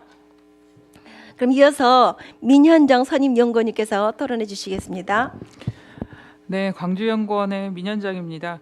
오늘 그 연말에 가까워졌는데 또 우리 임미란 의원님께서 불러주셔가지고 좋은 학습을 또 하게 됐고요. 또 공유경제 관련해서는 당위적인 측면이 되게 강했는데 오늘 우리 김광윤 박사님 말씀하신 내용을 쭉 들어보면서 이제 경제 시스템으로의 전환의 시기에 대해서 우리가 정책적으로도 조금 실천성을 담보할 수 있는 타이밍에 와 있지 않나라는 생각도 들었고 오늘 웍성그룹 이야기 쭉 들으면서 최근에 그 TV에서 초저출생 관련해서 여러 가지 이제 사회적으로 고민해야 되는 면 그래서 정년이 없는 기업 관련해서 뭐 일본 케이스라든가 우리가 부족한 인력들 또 우리가 숙련된 지금 그 고령화된 인력들을 어떻게 활용할 것이냐 관련해서 이야기들을 많이 다루고 있는데 우리 목성그룹이 그런 면에서 대기업보다는 중소기업에서 그런 인간적 신뢰를 가진 네트워크를 통해 가지고 자원 활용이 굉장히 용이한 장점을 갖고 있더라고요. 그래서 우리 지역에 또 그런 기업이 있다는 것도 또 좋은 학습이 됐습니다. 저는 이제 우리 과장님과 교수님께서 또 토론에서 여러 제도적인 면이라든가 또 현황에 대한 이야기들은 하실 것 같아서 고민하고 있는 이제 정책적 측면에 대해서 함께 이제 앞으로 우리 임미란 위원님과 같이 고민해야 되는 지점이 뭘까라는 생각을 가지고 토론문도 좀 정리를 해봤는데요. 처음에 이제 공유 경제 하게 되면은 저희가 플랫폼 경제랑 되게 내용적으로 동일하게 보지만 또 다른 결이 있습니다. 그래서 넓은 의미에서 이제 말씀 주신 것처럼 이 대전환의 시대에 공유경제 얘기가 다시금 이렇게 촉발이 되고 또 특히나 우리 조례가 2013년에 만들어졌는데 이번에 이제 재능 기부와 관련된 조례하고 통합이 돼서 이제 좀 정리가 되지 않습니까? 그래서 이것들이 갖는 시적인 이 함의가 있는 것 같아요. 그래서 이제 말씀 주신 것처럼 이 플랫폼 경제와 관련해서는 이 디지털 경제가 굉장히 기술이 발전을 하면서 우리가 이제 이런 플랫폼들을 많이 경험을 하게 됩니다. 그래서 실은 우리가 우리 공유센터 같은 경우도 기존에는 2013년도에 만들어졌을 때는 이 공유라는 것의 문화와 인식을 광주 지역에 이제 확산을 시키면서 자원들을 이렇게 발굴해내는데 상당히 비중을 둔 역할이 민간 위탁 형태로 부여가 됐다면 지금은 아까 이제 공간이라든가 기부된 물품들의 공간 문제라든가 그다음에 기업들이 적극적으로 참여를 해야 되고 이런 일자리 기업들이 참여했을 때 일자리와 또 시민 욕구를 매칭시키는 이런 작업들이 실시간으로 이렇게 돼야 되는데 그 대상과 내용이 엄청 다양해졌거든요. 그렇기 때문에 이 플랫폼을 구성하는 그 기능, 그 다음에 이제 이 지원하는 역할, 그 다음에 인력들을 창출해내는 것들 이런 작업들이 동시다발적으로 돼야 되는 이제 전환기에 있는 것 같습니다. 그런 면에서 우리 공유센터가 그런 그 플랫폼 기구로서의 역할을 할 수 있는 또 뭐 한 단계 더 성장하는 이런 설계가 좀 필요하지 않을까라는 생각을 동시에 해봤고요. 그리고 이제 특히 그 아까 플랫폼 경제와 공유 경제 이야기를 하면서 우리가 이제 놓치지 말아야 되는 것은 다 같이 나누고 함께 쓰면 공유 경제인가라고 생각할 수 있지만 중요한 차이점은 플랫폼 경제 쪽하고 우리 공유 경제의 가장 중요한 차이점은 자원을 효율적으로 활용해서 기후 대응이라든가 자원 활용에 대한 이런 부분의 의미도 있지만 사회적 가치 그 다음에 개인과 개인이 연계되고 한시적으로 이렇게 매칭해내는 이런 부분에 훨씬 더 비중을 많이 둔다는데 절대 이제 우리가 그 가치 지향을 놓쳐서는 안 되는 그런 측면이 있습니다. 그렇기 때문에 이런 공익적 측면이 있기 때문에 우리가 지자체에서 지원도 하고 조례를 만들어서 자원들을 이제 확장시키고 하는 그런 면이 있다는 것을 환기할 필요가 있을 것 같고요. 그 다음에 이제 토론문에도 언급이 돼 있지만 아까 그 공유경제 관련해서 한국 사회가 갖고 있는 이제 한계가 있어요. 저희가 자기 이름으로 된 소유를 위해서 엄청 우리 열심히 살고 있지 않습니까? 그래서 이제 아이들도 다 자기 물건에 이름을 붙이고 뭐 이런 것들이 그런 거죠. 우리가 이제 소유를 목표로 한 그 경제적인 삶을 살다가 지금은 이제 접근성이나 경험을 중시하는 형태로 자원 활용에 대한 목적성이 달라지고 있는 부분들이 이제 거기에 맞춰서 공유 경제도 확장이 될 필요가 있는데 모두 말씀하신 것처럼 이 제도적인 미비 때문에 이것이 좋은 취지지만 현재로서 이제 불법이 되거나 확장성이 저해되는 이런 상황이 있다는 거. 네, 두 번째로는 이 접근성이 아까 그 공유 경제는 접근성이 굉장히 중요한데 불균형적인 접근성을 갖고 있는 한 개의 공간과 대상이 있다는 거예요. 대표적인 게 농촌 지역이라든가 이런 데 접근하기가 어렵고 그다음에 고령자라든가 이런 분들이 디지털 기반의 이런 활용들이 어려운 점들 이런 것들을 어떻게 해소할 것이냐 하는 면에서 또 다른 영역의 교육이라든가 인재 창출이 좀 필요하다라는 것이고요. 그다음에 이제 그 경제적 지속성 부분입니다. 그래서 우리가 공유 경제와 관련된 스타트업들이 운영 자금이 부족해서 굉장히 좌초되는 이런 상황. 취지는 좋았으나 지속적인 지원이라든가 이분들이 이제 활동할 수 있도록 하는 자원 발굴에 있어서의 한계성이 좀 극명한 점. 그래서 이제 이런 부분들을 우리가 이제 플랫폼이라든가 정책적인 지원을 통해서 자원들을 이렇게 몰아서 집중하는 이런 작업이 지자체에서 특히 필요하지 않나라는 그런 생각이 들고요. 이제 마지막으로는 아까 우리 광주 공유경제 금융거래소 이야기 하셨어요. 이게 이제 일종의 아까 말씀드린 플랫폼 기능을 하는 거죠. 역할들을 쭉 보니까 그런 것 같아요. 근데 이제 저희가 그 통합조례 취지도 놓고 보자면 광산구 같은 경우에 이제 광산 시민 참여 수당이라는 것을 제도를 운영을 했습니다. 그래서 이제 그 제도를 운영하다 보니까 결국은 이 매칭하고 검토하고 인정과 보상을 해주고 하는 일련의 과정들이 모두 시간과 인력이 필요한 상황이어서 이 플랫폼을 어떻게 구성할 것이냐가 관건이었어요. 그런데 공공 영역에서 만든 플랫폼이 갖고 있는 아까 지속성과 재원과 이런 부분의 한계가 커서 당근마켓을 활용해 가지고 당근마켓은 이제 그 매칭하는 플랫폼으로서 기능을 사회공헌적 차원에서 대주고 있는 거죠.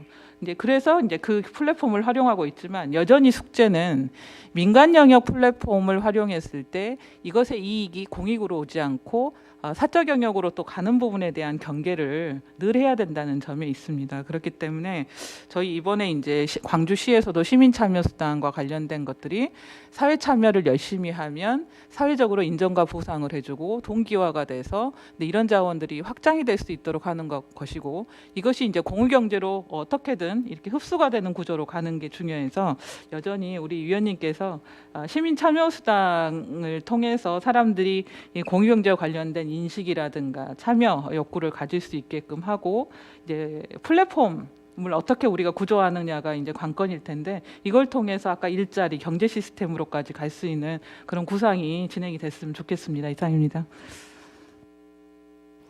네, 감사합니다. 지금 연구원에서 이미 연구하고 있는 내용들이 잠깐 있는 것 같아요. 네, 아무튼 오늘 이 내용들이 잘 녹아내려서 좀 더 한 걸음 다 나아간 좋은 연구 결과가 나오길 바랍니다. 그리고 이어서 제가 존경한다고 말씀드렸던 길종원 교수님, 조선이공대 교수님 토론 부탁드립니다. 반갑습니다. 조선이공대 길종원 교수입니다. 저는 건축을 전공을 했어요. 그래서 이 시간에는 다른 분야보다 어떤 시설이라든지 공간적인 것들을 조금 한번 제가 생각한 거를 조금 나누고 싶어요. 저는 94년도에 결혼을 해서 일본에 갔습니다. 그래서 유학생 생활을 신혼을 거기서 보냈는데요. 그때는 물가가 엄청 비쌌어요. 한 10대 1 정도 됐는 것 같고 실질적으로 물가는 여기 한국은행도 계시지만은 물가는 제가 곱하기 4를 해봤어요. 그래서 그때 제가 라면이 여기서 1,000원이다 그럼 곱하기 4를 해서 4배가 더 비싸면 이상으로 비싸면 비싼 거고 4배가 보다 싸면 싼 거고 근데 최근에 들어서는 우리나라보다 싼 것도 있더라고요. 그래서 우리나라가 이렇게 많이 변했구나. 그 당시는 제가 이제 우리 큰애를 거기서 임신을 했는데 거기서 애를 낳으면 돈을 준다는 거예요. 그 지자체에서 전혀 들어보지도 못한 전혀 생소한 그런 거였는데 그때 느꼈던 90년대 중반에 느꼈던 제도나 시스템이나 이런 것들이 현재 이제 우리나라가 당면해서 또 그 다음에 계속해서 또 일본이 가까이 있는 어떻게 보면 우리들의 미래 좀 이렇게 제도나 모든 것들을 문화가 비슷하기 때문에 사실 복지 시설이나 이런 것들을 제가 연구를 전공을 했는데요. 뭐 호주나 뭐 덴마크나 이런 데서 갖고 오면 문화가 완전히 다르기 때문에 다시 공간을 재설계해야 되고 전혀 적용하기가 힘들었었어요. 그때 그래서 우리 문화가 비슷한 한국 옆에 있는 중국이나 일본을 제가 스터디를 하는데 그 당시 중국은 너무 그런 시설도 없었고 우리가 가져올 것이 워낙 없었기 때문에 제가 이제 유학을 일본으로 갔었고 그때부터 쭉 여기에 관해서 생각도 하게 되고 또 오늘 공유 여러 가지를 생각해 보니까 제가 그 유학 시절 때 가서 생필품 처음에 옷, 가방, 뭐 TV 이런 것들도 하도 오래된 것들이 사용 가능하다고 길거리에 이렇게 나와 있어요. 쪽지도 붙어 있고 그다음에 매주 집 앞에 공원들 거기서 그 양복 같은 거 옷도 500엔 1000엔 뭐 그때 물가나 지금 물가나 일본 비슷하니까 이렇게 해서 제가 막 입었고 몇 년간 가방을 들었던 기억도 납니다. 공유 시설 공간으로 보면 아마 많이들 들어보셨을 건데 최근 들어서 공유 창고, 뭐 미니 창고, 공유 스토리지라고도 얘기하는 뭐 그런 거, 주방, 서재, 거실, 뭐 파티룸 이런 것들도 제가 한번 생각을 해봤어요. 그런 것들이 있는데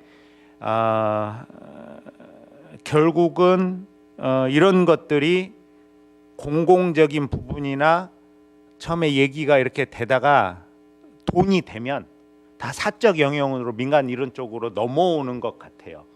그래서 제가 공공 시설하고 민간 시설하고 이렇게 비교를 좀 해보면 여기 이제 시에서도 나오시고 센터에도 있지만 주변 분들에게 하면 거기는 시간적인 제약, 예를 들어서 몇 시 이후면 퇴근을 한다든지, 민간은 365일 24시간 운영하는 데도 많고요.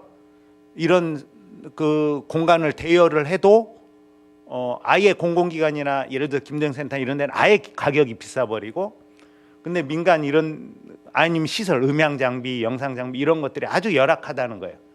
그리고 인테리어도 너무 차이가 나서 그냥 동네 몇 분들 이렇게 얘기를 하려면은 사용을 해도 공적인 어떤 것들을 활용할 수 있는 그런 퀄리티가 전혀 안 나오기 때문에 앞으로는 이런 것들이 저는 나중에 대안의 방향에서도 얘기를 살짝 하겠지만 복합적으로 그런 민간들 시설을 잘 활용하는 어떤 제도적인 측면이나 공공기관이 됐으면 좋겠다라는 바람을 갖고 있고요. 그 여러 가지 종류 중에서 제가 오늘 대표적으로 소개를 해드릴 거는 두 가지 정도로 제가 압축을 한번 해봤습니다. 첫 번째는 우리 주거 쪽입니다. 주거 쪽, 우리 공유 쪽에 주거 뭐가 있을까 보면 뭐 쉐어하우스나 기타 뭐 실버타운 뭐 이런 얘기 많이 들어봤을 거예요. 아파트도 옛날 아파트 말고 요즘 신축 아파트 5세대 아파트에 사신 분들은 이제 다른 데 구축으로 이사를 못 갑니다. 왜냐하면 워낙 기능이나 편리가 이런 것들이 좋기 때문에. 그래서 아파트마다 물론 세대별로 차이는 있겠지만 뭐 수영장도 있고 뭐 체육시설 연습장도 있고 다 이제 이런 것들을 공유하는 시설들을 이제 돕고 또 최근에서는 들어서는 개인 창고 이런 것들도 근린생활시설도 마찬가지입니다. 내가 1층에 어떤 가게만 10평 분양하고 임대하는 게 아니라 다른 곳에 지하나 다른 곳 옥상이나 이런 데 창고나 기타 이런 것들을 공간을 확보해 줌으로 1층에 비싼 이런 임대료나 이런 것들을 딴 데서 계산받는. 그래서 이런 것들은 민간 개발업자들은 이거를 팔거나 임대를 해야 되기 때문에 머리를 엄청 쓰거든요. 그래서 그렇게 되는 것들을 제도적으로 조금 지원 사업을 통해서 예를 들면 이런 겁니다. 공유 오피스가 있어요. 공무원들 서울 가거나 이렇게 되면 아까 위워크 사례도 이렇게 주셨는데 한국에서는 제일 유명한 업체가 패스트5라는 업체가 있습니다. 중요한 데 가면 다 있어요. 그러면 서류 작성하고 A4지까지 다 줍니다. 그러면 복사, A4지, 서류 작성, 기타 이런 것들을 좋은 환경에서 다 할 수 있어요. 근데 공공시설에서 그런 것들을 그 정도 서비스를 줄 수가 없어요. 그러면 예를 드는 겁니다. 광주에는 공유 오피스가 제일 큰 데가 전일 여기 상무지구에 있는 더워크라는 곳인데 거기는 전용 면적만 550평입니다. 전용 면적만. 그러면 100층에 어떤 건물이 있으면 6개층에 있는 건물이 100여 개 회사가 그 안에 입주해 있는 거죠. 그럼 그런 회사가 서울의 패스트5하고 협약이 맺어져 있어요. 그러면 예를 들어 광주시청이나 이런 데서도 서울에 그런 데가 아니고 광주의 더워크라는 데를 협약을 맺거나 거기서 민간 기업이든 공무원이든 이런 지원, 예를 들어서 어떤 일을 하고 있을 때 50%를 지원한다든지 활용을 할 수 있게끔 그렇게 하면, 민간에서 하는 거는 무료가 아닙니다. 지금 공공시설은 무료가 많은데 무료는 왜 안 가냐 그랬더니 퀄리티가 떨어진다는 거예요. 내가 요구하는 공간이 없다는 거예요. 그 설비가 그렇게 안 된다는 거예요. 근데 민간 업자는 경쟁을 하니까 이제 인테리어나 기타 이런 것들이, 냉난방 이런 것들이 너무 가면은 호텔식으로 막 다 돼 있고 막 근무하고 싶어져요. 거기서 이런 시설이 다 민간에는 돼 있는데 그걸 어떻게 하이브리드화 시켜서 우리 제도권이 흡수하냐가 관건인 것 같아요. 그래서 예를 하나를 든 거고, 아까 이제 주거에서 제가 얘기를 이렇게 넘어갔는데 거기에 이제 앞으로 들어보신 분들도 있겠지만 아마 안 들어보셨을 거예요. 앞으로는 임대형 기숙사라는 것들이 많이 활성화될 겁니다. 한 1년 전부터 지금 국가에서 제도를 만들고 이렇게 있는데 아직 광주에서는 인허가가 돼서 이렇게 되고 있는 것까지는 아마 없는 걸로 제가 알고 있는데, 왜 이 말씀을 드리냐면 우리나라의 1인 2인 가구가 이제 계속 그렇게 이제 늘면서 결국 우리가 쪽방촌 1인 살고 있는데, 또 아니면 고시원, 원룸, 좀 고급화되면 우리가 오피스텔 이런 데 얻죠.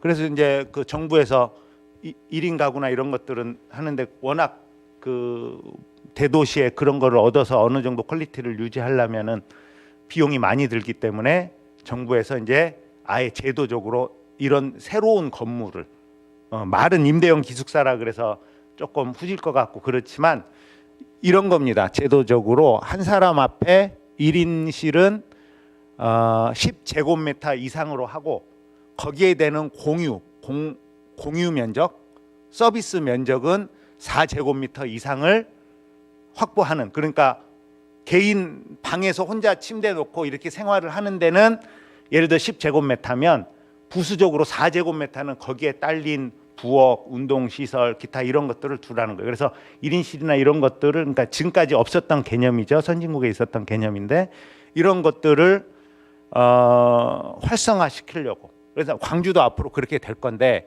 지금 서울이나 이런 데서 인허가를 내려고 보면 국토부에서는 장려하려고 제도를 만들어냈는데 시나 구에서 인허가를 내면서 다시 옛날 제도로 다 그걸 잣대를 들여다내는 거예요. 그래서 이런 제도들이 그 새로 만들어지고 있고 구상되어짐에도 불구하고 이런 지자체는 이 밑에서 이렇게 다 막혀서 실질적으로 그게 안 되고 있는 그런 사례라든지, 또 아까 말한 공유 오피스 이런 것들도 광주 그 제일 큰 200~300평짜리는 몇 개 이렇게 있긴 한데 대규모 이제 이런 것들은 규모의 경제가 돼야지 되는 거지. 이런 데서도 마찬가지입니다. 어떤 거를 시설이나 이런 걸 운영하려면 조그맣게 운영해서는 안 되잖아요. 그래서 그런 것들도 집약적으로 모여서 그런 순환 어떤 리사이클을 한다, 아니면은 공유 뭐를 한다라고 했을 때 딱 매주 토요일 아니면 뭐 장소는 어디, 이런 것들이 홍보도 되고 앞으로는 또 정책적으로 정해도 지고 그래야 되지 않겠는가. 그래서 아까 우리 부위원장님께서 전체적인 큰 틀을 말씀해 주셨는데 지금은 세세적으로 실행 방안, 우리가 실질적으로 할 수 있는 것이 좀 더 이제는 버전 2.0의 공유센터가 좀 나와야 되고 3.0이 나와야 되는 시기다.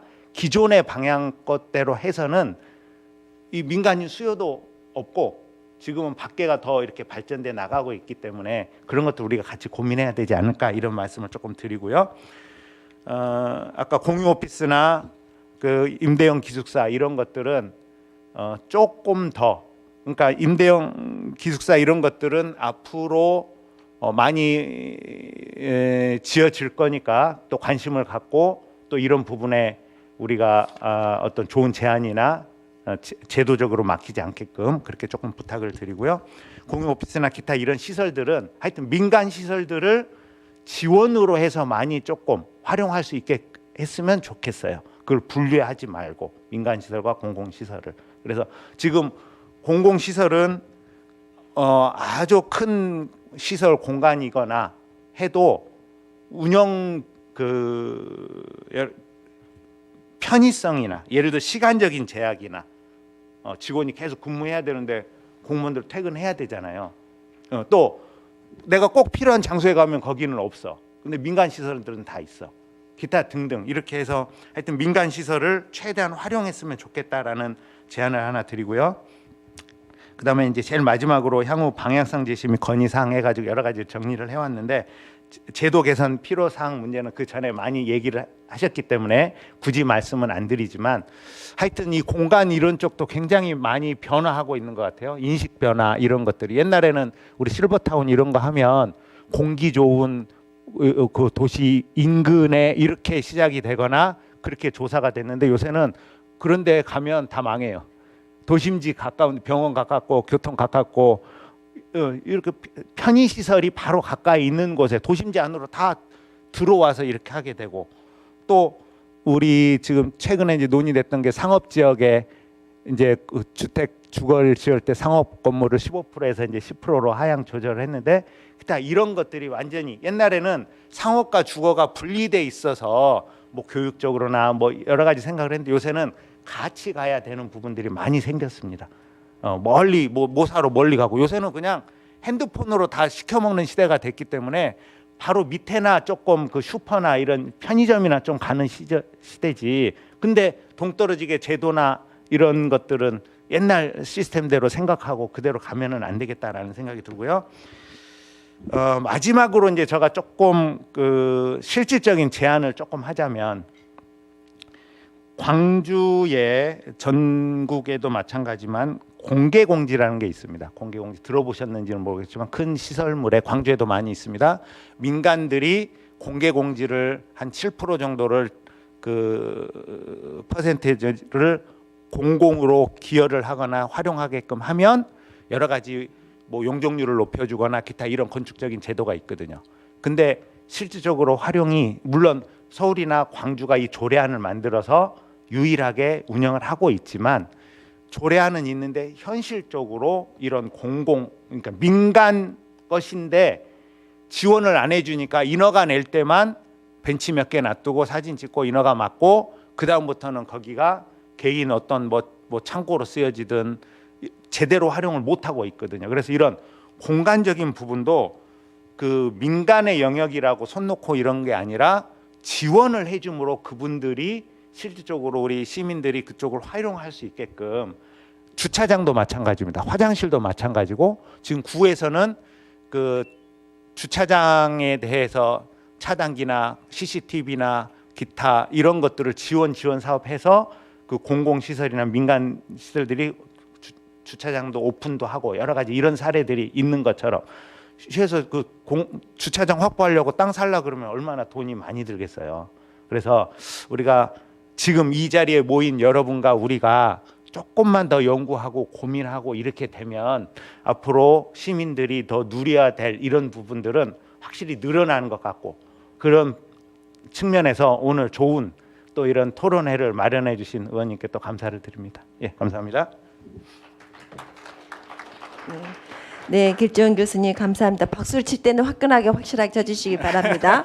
다시 한번 큰 박수 부탁드립니다. 네, 방금 말씀하신 중에서 부단 뭐 공간뿐이 아니고 어떻게 보면 민간 시설과 공간의 그 공적 영역의 시설은 어떻게 경쟁이 되겠습니까? 진짜 민간은 죽게 하면 살기로 이렇게 경쟁을 하지 않습니까? 살기 위해서 하는 거고요.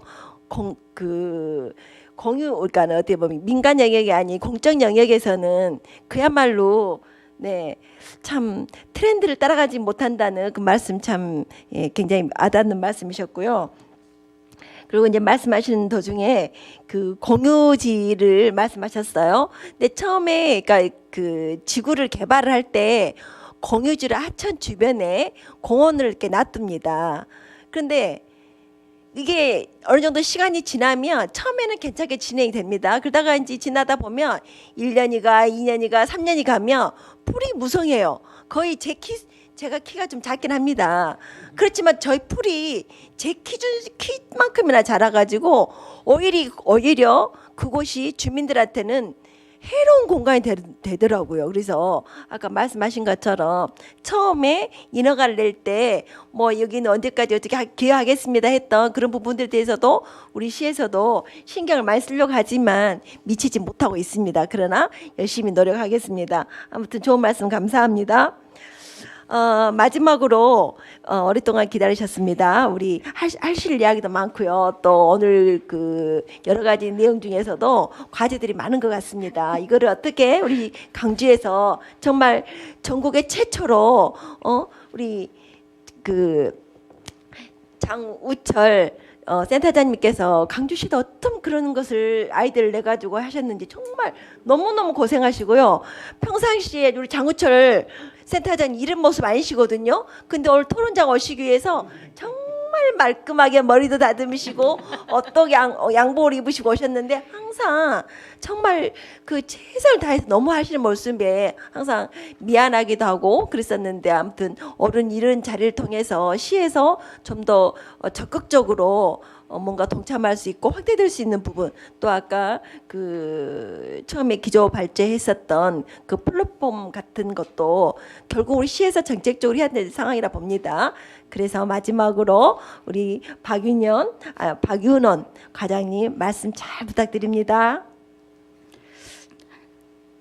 제가 처음에는 굉장히 가뿐한 마음으로 왔는데 갈수록 머리가 무거워지고 있습니다.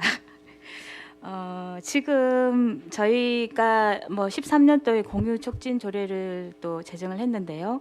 저희가 작년까지 네 가지 조례를 가지고 있었습니다. 그 공유 촉진 조례가 있고 또 재능 나눔 활성화 조례가 있었는데 올해 2개를 합쳤고요.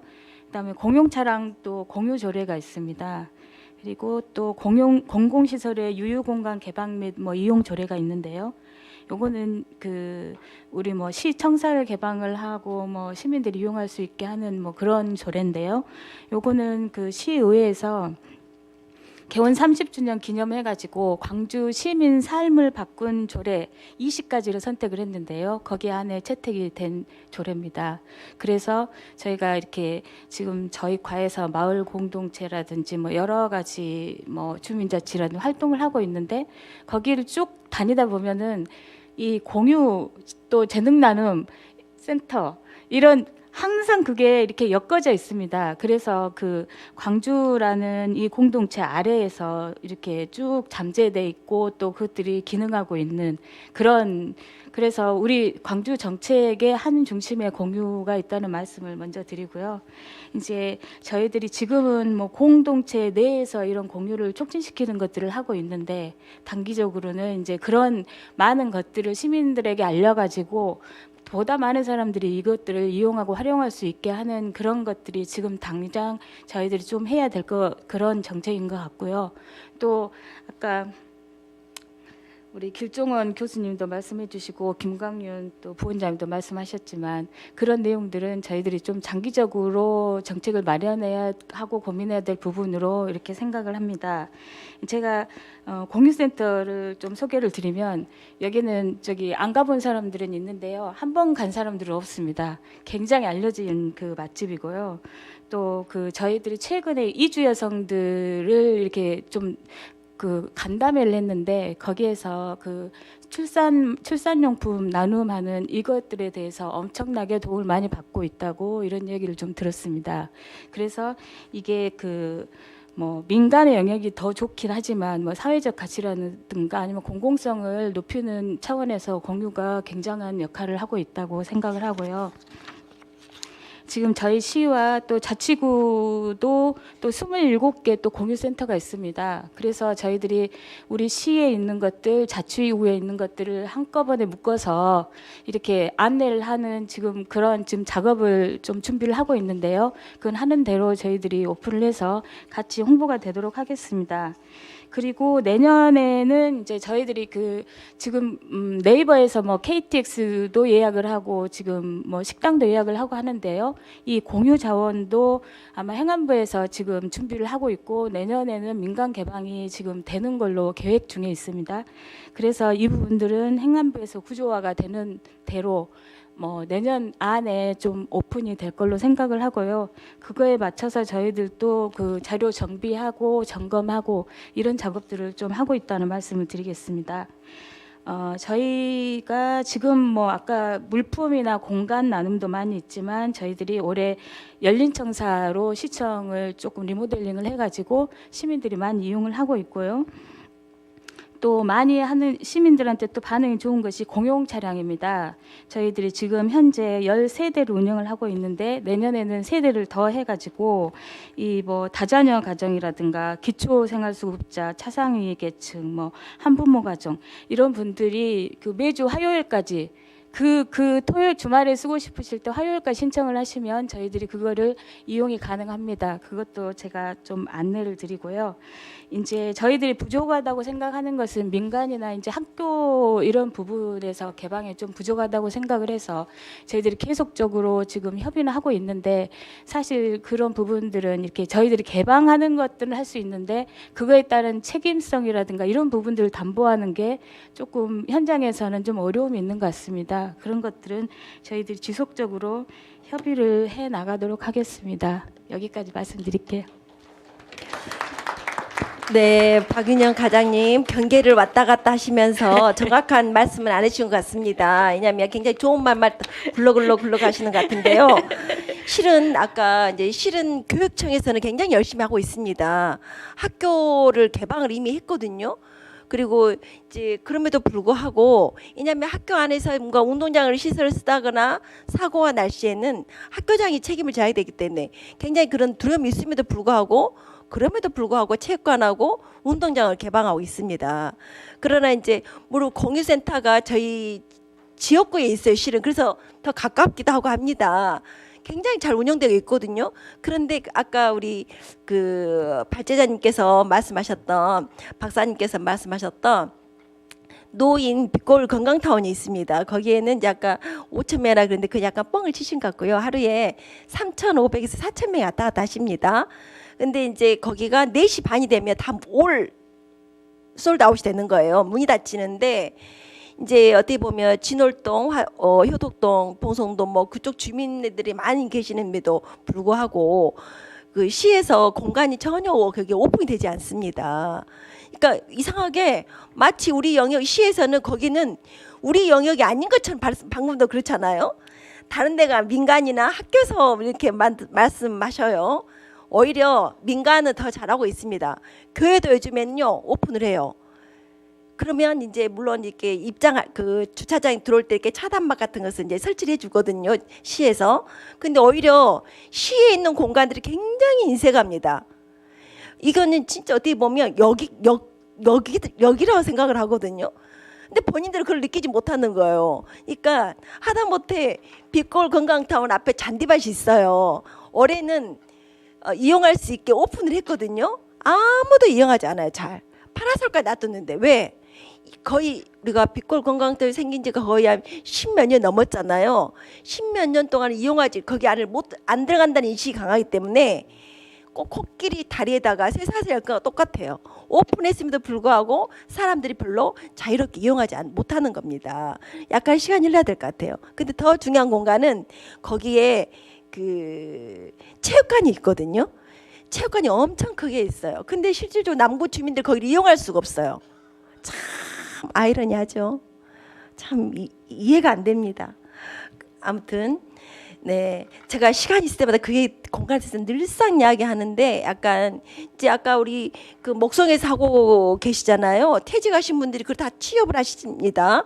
그러면 그 공간 내에도 그 아까 말씀하셨잖아요. 여러 아파트에 재능 있는 분들 많이 있거든요. 전기 기술자, 먼 기술자 뭐 그분들이 그 공간에서 이렇게 재능 기부를 하든지 아니면 뭐 참여 이렇게 시민 참여 그걸로 해서 이렇게 할 수 있는 기회가 있음에도 불구하고 참 아직도 안 하고 있다는 것이 저는 정말 숙제라고 생각합니다. 아무튼 이제 제 여러분들의 그 토론을 잘 들었고요. 이제 혹시 여기 계신 분들 중에서 발제하신 분들에게 뭐 의문난 점이랄지 질문해 주신 분이 네, 네 불러도 괜찮습니다. 네, 말씀 주세요. 네, 마이크.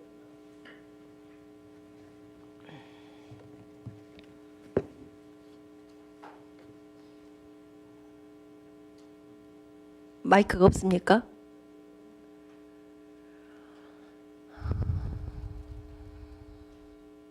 네, 우리 한국은의 강주 전남 본부장님이십니다. 박완근. 이 바쁜 시간에 여기까지 방문해 주셔서 너무 감사합니다. 금요일 늦은 오후라서 상당히 피곤하실 것 같습니다. 특히나 이제 저는 어제 우리 직원들하고 그 송년 회식을 해가지고 처음에 한 1시간 반까지는 괜찮았는데 그 뒤로 가니까 상당히 피로감이 몰려와서요. 하여튼 그럼에도 불구하고 제가 오늘 굉장히 몰입감 있게 잘 들었습니다. 굉장히 좀 많은 걸 배워간다는 그런 생각을 했습니다. 한편으로 저희 한국은행 제 사무실을 절반으로 쪼개가지고 절반을 공유하면 어떨까? 저희 안 쓰는 안 쓸 때 회의실 안 쓸 때 그리고 강당 안 쓸 때 이거를 공유하면 어떨까 이런 생각을 잠시 했는데 저희 직원들은 보안 때문에 안 된다고 그럴 것 같습니다. 그리고 오늘 목송 그룹 발표도 잘 들었고요. 저도 사실 정년이 그렇게 뭐 많이 남지는 않았습니다. 그래가지고 순간적으로 이게 퇴직 후에도 계속 근무할 수 있다 그러니까 기가 솔깃했습니다. 네, 사실 오늘 제가 광주에서 겪고 있는 문제 중에서 저도 이제 와서 들은 얘기가 숙박 시설이 없다. 예, 광주에서 제대로 이렇게 정말 즐기면서 광주를 제대로 즐기면서 이렇게 그러면서 이렇게 머무를 수 있는 숙박 시설이 별로 없다. 뭐 괜찮은 호텔도 별로 없고 뭐 그런 얘기를 들었었는데 이거 공유 숙박을 이렇게 잘 활용하면 좋지 않을까 하는 생각이 들었습니다. 저도 예전에 해운대에 놀러 갔을 때 저희 그때 에어비앤비 사용했는데 해운대 해변이 너무 잘 보이는 굉장히 경관이 좋은 그런 데서 제가 머물렀었습니다. 그리고 굉장히 인상적이었는데 광주에도 예를 들면 무등산 근처라든지 아니면 굉장히 인상적인 데 있지 않습니까? 뭐 양동마을이라든지 이런 데를 갖다가 공유 숙박으로 이렇게 해가지고 하면은 좀 좋지 않을까 이런 생각 들었고요. 또 한편으로 보면 저희가 지금 1인 가구가 자꾸 늘어나고 있는데 지금 광주에서 주로 이제 공급되는 평형을 보면 여전히 30평대거든요. 앞으로 문제가 많이 생길 것 같습니다. 인구가 줄어들고 1인 가구 빼고는 다 가구 수가 줄어들고 있는데 이거 계속 30평형으로 더군다나 광주는 아파트 보급률이 그 세종시 다음으로 굉장히 높습니다. 그래서 이런 것들을 잘 앞으로 이제 수급 불균형 문제가 생길 텐데 이런 것들도 아파트를 쪼개 가지고 이렇게 공유를 하고 그러면 또 해결책이 뭐 되지 않을까 이런 생각도 들었습니다. 사실 공유라고 하면 뭐 최근뿐만 아니라 저희가 과거에 그 벼농사 공동체였기 때문에 그런 공유 문화가 과거에 많이 있었던 것 같습니다. 동네에서 만약에 무슨 행사 있다 그러면 사실 밥그릇이나 이런 것도 공유하고 그랬었거든요. 그리고 동네에 계신 할머니들이 동네 아이들도 돌보고 그런 공동 부육도 있고 그러기 때문에 그런 그 유산이 있었는데 현대에는 좀 그 단절이 된 것 같습니다. 근데 한편으로 보면은 좀 광주가 좀 더 그런 공유 측면에서 좀 잘 되지 않을까 이런 생각도 드는데요. 제가 이제 집은 서울입니다. 근데 서울에서는 정말 서로 이렇게 얼굴 볼 때 잘 인사 안 하거든요. 엘리베이터에서 만났을 때도 인사를 안 하는데 광주에 내려오니까 다들 이렇게 보면 서로 인사를 나누더라고요. 그래서 이게 좀 더 역시 광주의 어떤 남아 있는 문화라든지 뭔가 뭐 공유된 가치 이런 것 때문에 훨씬 더 이제 공유가 잘 되지 않을까 이런 생각도 했습니다. 사실 제가 이제 질문을 좀 드리고 싶은데요. 첫 번째는 김광현 부원장님께 제가 질문을 드리고 싶은데요. 솔트레이크 시티의 그 공유 스퀘어 제 얘기 굉장히 감동적으로 잘 들었습니다. 그래서 그 솔트레이크도 되게 보면 그 문화 자체가 되게 거기가 그 몰몬 교회 그 성지입니다. 그래가지고 그 종교를 기반으로 해서 굉장히 그 공동체가 잘 형성돼 있는데 아마도 그런 것도 좀 뭐 제가 생각할 땐 공유 스퀘어가 이게 잘 되고 이런데 이제 기여하지 않을까 이런 생각이 드는데 우리 광주에서도 이런 그런 모델이 좀 제가 좀 희망을 갖고 있지만 여전히 다른 데보다 나을 거라고 생각하지만 그래도 여기도 많이 이렇게 저기 과거와 달리 이렇게 그런 공동 이런 게 좀 잘 될지 살짝 의문이었고요. 그런 데 대해서 어떻게 생각하시는지 하나 하고요. 두 번째 질문도 있습니다.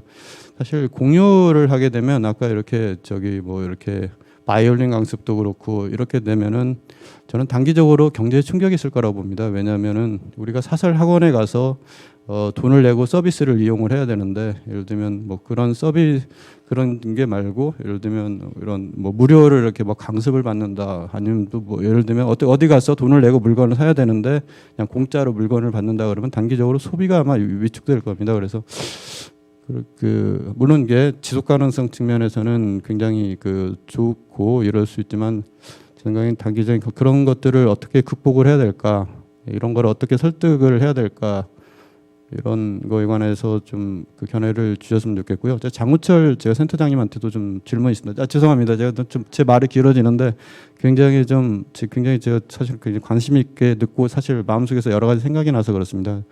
첫 번째는 센터 규모가 얼마나 되는지 좀 궁금했습니다. 그래서 직원 수가 얼마나 되는지 궁금했고요. 두 번째는 요즘에 패스트 패션이라고 그래서 정말 이렇게 쉽게 쓰고 쉽게 버리는 그런 것들이 많을 것 같습니다. 그래서 들어오는 게 많을 텐데 그걸 어떻게 다 처리하실까? 이런 생각이 들었고 그리고 세 번째로는 어쨌든 이게 공유경제가 확산이 되려면 디지털 플랫폼을 이용할 수밖에 없다고 생각됩니다. 왜냐하면 좁은 범위 내에서 공유경제는 가능하지만 그게 확산이 되려면은 디지털에 기반할 수밖에 없거든요. 그래서 디지털을 측면에서 어떻게 잘 활용을 하고 계시는지 이거 좀 여쭤보고 싶습니다. 죄송합니다. 말이 좀 길었습니다. 감사합니다. 강주에 돈이 최고로 많은 곳입니다. 한국은행 본부장님이신데요. 아무튼 좋은 말씀 감사하고요.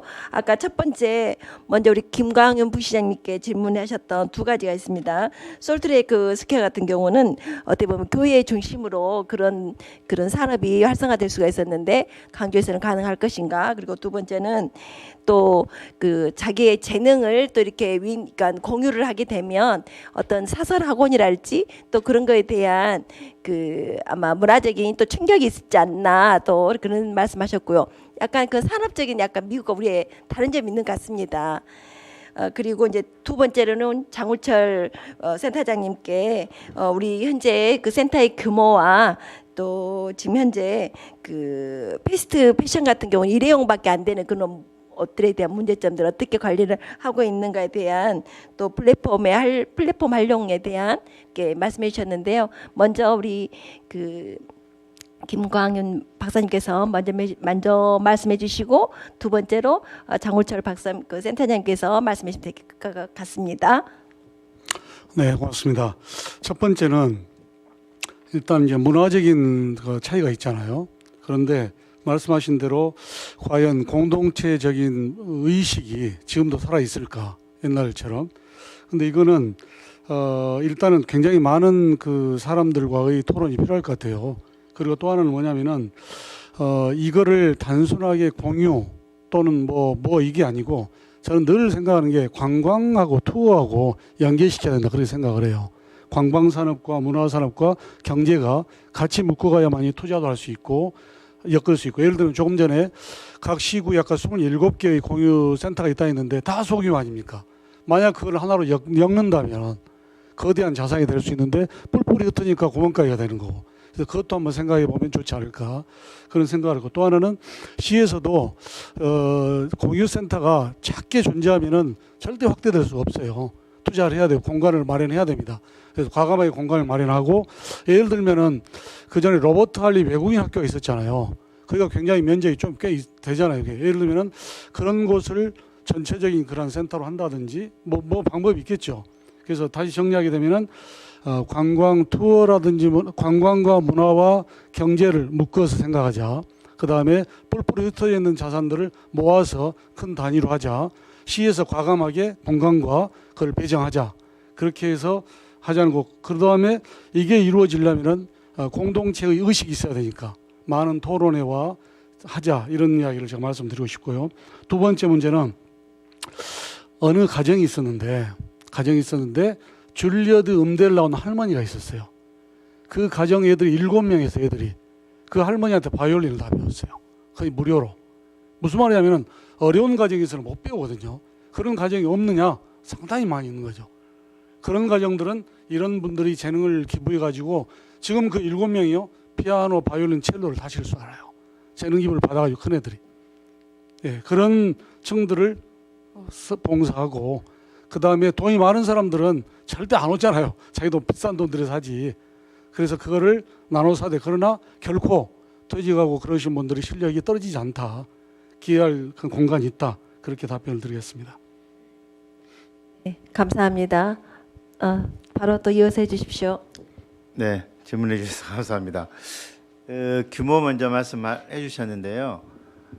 저희가 이제 지인월국제 테니스장 지하에서 운영을 하고 있는데 현재 24개 공간을 활용해서 하고는 있습니다만 많이 부족한 상황이고 저희가 하고 있는 것들이 이제 물품 공유가 있어서 물품 공유를 위한 방이 몇 군데가 있고 그다음에 이제 재능 공유를 하고 있어서 굉장히 다양한 재능 기부 프로그램들이 거기서 운영이 되고 있습니다. 그래서 댄스부터 시작해서 뭐 다양한 음악, 예술 활동들이 또 이루어지고 있는데 그런 또 프로그램 실로도 활용이 되고 있고 또 대관을 해서 이용하시고자 하시는 분들한테 대관을 하실 수 있도록 그렇게 이제 하고 있는 상황이고 저희가 편일성을 제공하기 위해서 월요일부터 토요일까지는 아침 9시부터 밤 9시까지 운영이 되고 토요일과 일요일과 공휴일인 경우에만 오전 9시부터 오후 6시까지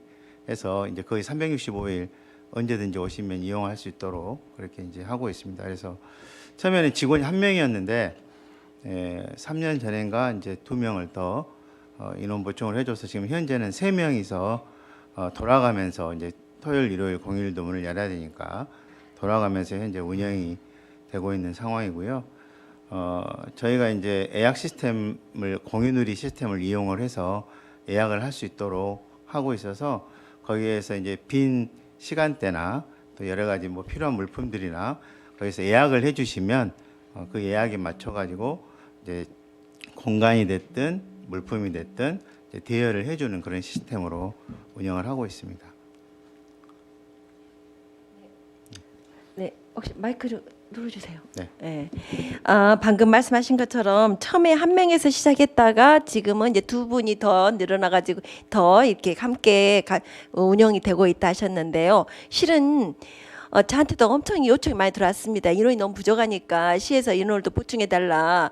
근데 요청이 엄청나게 들어왔음에도 불구하고 그거를 해주고 싶었었거든요. 그렇게 세우려고 애를 쓰다가 지금 우리 과장님 계시지만 결국은 제가 지고 못했습니다. 아무튼 이런 자리에 나오셔서는요, 센터장님 큰 소리로 말씀하세요. 이런 어려운 점이 있다. 시에서 이런 걸 안 해줘가지고 더 잘할 수 있었는데 이것밖에 못하고 있다 하면서 확실하게 하셔야 우리 과장님이 다음에 올 때는 열심히 또 귀를 기울이고 채워주려고 하시죠. 아무튼 그리고 또 차량도 부족합니다. 그래서 근데 올해는 차량이 나갔습니까? 아직 안 됐어요, 트럭이? 시에서 그때 한다고 했었는데 거의 고장이 나가지고 뭐 그 폐차 일보 직전에 차량이 지금 움직이고 있다는 걸 알고 있는데 올해는 한다 그랬는데 아직 안 하셨어요, 과장님? 아직도 안 세우셨나 봅니다. 예.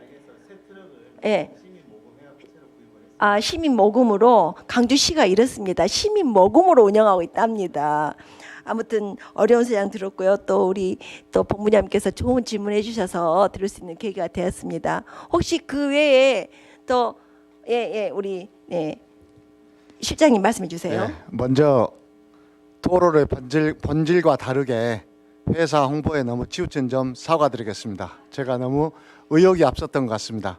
잠시 이제 정년퇴직을 앞뒀거나 연세가 있으신 분들이 취업을 원하시는 분들께 잠깐 안내 말씀을 드리겠습니다. 먼저 당사에서는 주택관리사, 관리소장들은 주택관리사 자격증을 취득했으면 좋겠다. 그런 말씀 드리고요. 두 번째는 전기 쪽에 전기기사나 전기산업기사 되신 분들 연세와 상관없이 언제든지 회사로 녹화해 주시면 감사하게 받아들이겠다. 세 번째는 기계설비 기사를 또 가지고 계신 분들 각종 그 자격증 다 따로 갖고 있기 때문에 그런 분들도 마찬가지로 회사에 노크를 해주시면 감사히 받겠습니다. 마지막으로 이제 이런 부분이 아니신 분들은 우리 경비 또 선생님을 많이 가신 분들이 있거든요. 이런 분들은 4시간 경비 교육을 받으시면 또 경비로 저희들이 집 가까운 쪽으로 이렇게 또 배속을 해드리고 있고, 여성분들 중에서도 50대 요즘에 50대 그 주택관리사가 많이 지금 나오고 있거든요. 또한 50대가 넘어서도 관리사무소 격리주임으로 많이 취업을 하고 계십니다. 관리사무소 격리주임으로 하려면은 3개월 코스의 격리 과정에 수료하시면은 저희들이 또 추가 교육을 시켜서 취업을 보장해 드리겠습니다. 이상 마치겠습니다. 감사합니다. 네, 우리 최훈창 기획실장님 말씀 잘 들었습니다. 아까 잘 들으셨죠? 3개월만 배우면 격리실장님으로 취직이 된답니다. 여러분 아셨죠? 그리고 정기하고 아까 또 몇 가지 또 말씀하셨는데요. 자격증을 몇 가지 갖춰야 된답니다. 미리미리 준비하셔서 노후를 준비하시기 바랍니다. 요즘 네, 아무튼 또 혹시 하고 싶은 이야기 있으신 분 말씀해 주시기 바랍니다. 아, 네, 우리 사회자님께서 이러셨습니다. 예, 저는 이제 지금 그 공공 단체가 아니고 우리 광주 공유경제연구원은 이제 우리 개인들이 모여가지고 연구회 형식으로 공부도 하고 또 여러 가지 대안도 제시하고 있는 이제 그런 단체입니다. 그런데 오늘 이렇게 그 공유경제에 관한 좋은 그 토론 자리를 마련해 주셔서 이 공유경제에 관한 그 여러 가지 담론들이 조금 더 구체화될 수 있는 그런 계기가 된 것 같아서 대단히 감사를 드립니다. 그 제가 간단히 말씀드리자면은 광주가 광역자치단체 중에 찾아오는 순서로 꼴찌에서 2번째입니다. 광주는 볼 것 뭐 이런 게 없다.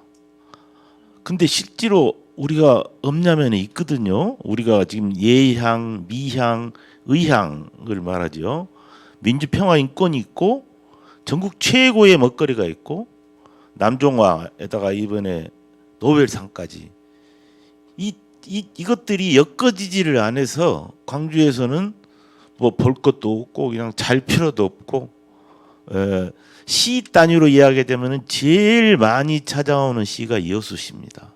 제주도는 이제 외국인들이 있고 내국인들이 찾아오는 제일 많이 1등 도시가 여수인데 이 사람들이 여수시 지역 경제에 엄청난 발전을 가져다 주는 거죠. 그래서 이제 우리 연구회에서는 아까 이제 말씀대로 광주 시민의 DNA가 유타에는 이제 종교적인 백그라운드가 있지만은 우리 시민들이 5.18 정신이 뭡니까? 나눔의 정신이었어요. 주먹밥을 나누고 피를 나누고 이 DNA가 있기 때문에 광주에서는 가능하다. 그리고 바로 이 유타에 있는 레페어 스퀘어를 모델로 해서 광주에 GCS 광주 쉐어링 이코노믹 스퀘어를 만들자는 이야기죠. 그래서 집합적으로 여기서 모든 것들을 엮어내면서 이런 플랫폼을 구성하고 또 장소적으로도 이렇게 정리를 되면은 아마 많은 사람들이 이걸 보기 위해서라도 찾아올 것 같아요. 그렇게 해서 우리 광주도 조금 굴뚝 없는 산업으로 더 활성화시키고 우리 지역 경제의 보탬이 되도록 하자 이런 취지입니다. 오늘 정말 좋은 자리 마련해 주셔가지고 이런 논의들이 더 활발해질 수 있게 된 것이 정말 기쁘네요. 감사합니다. 아유, 우리 김한배 교수님께서 연구원장님께서 마무리를 정말 잘해 주셨습니다. 강주가 왜 이걸 해야 되는 거에 대한 마무리해 주셨는데 혹시 또 하고 싶은 말씀 있으신 분 계십니까? 네, 짧게 해 주십시오. 네, 2분 내지 2분이면 딱 듣겠습니다. 네. 본인의 이름도 말씀해 주시면 감사하겠습니다.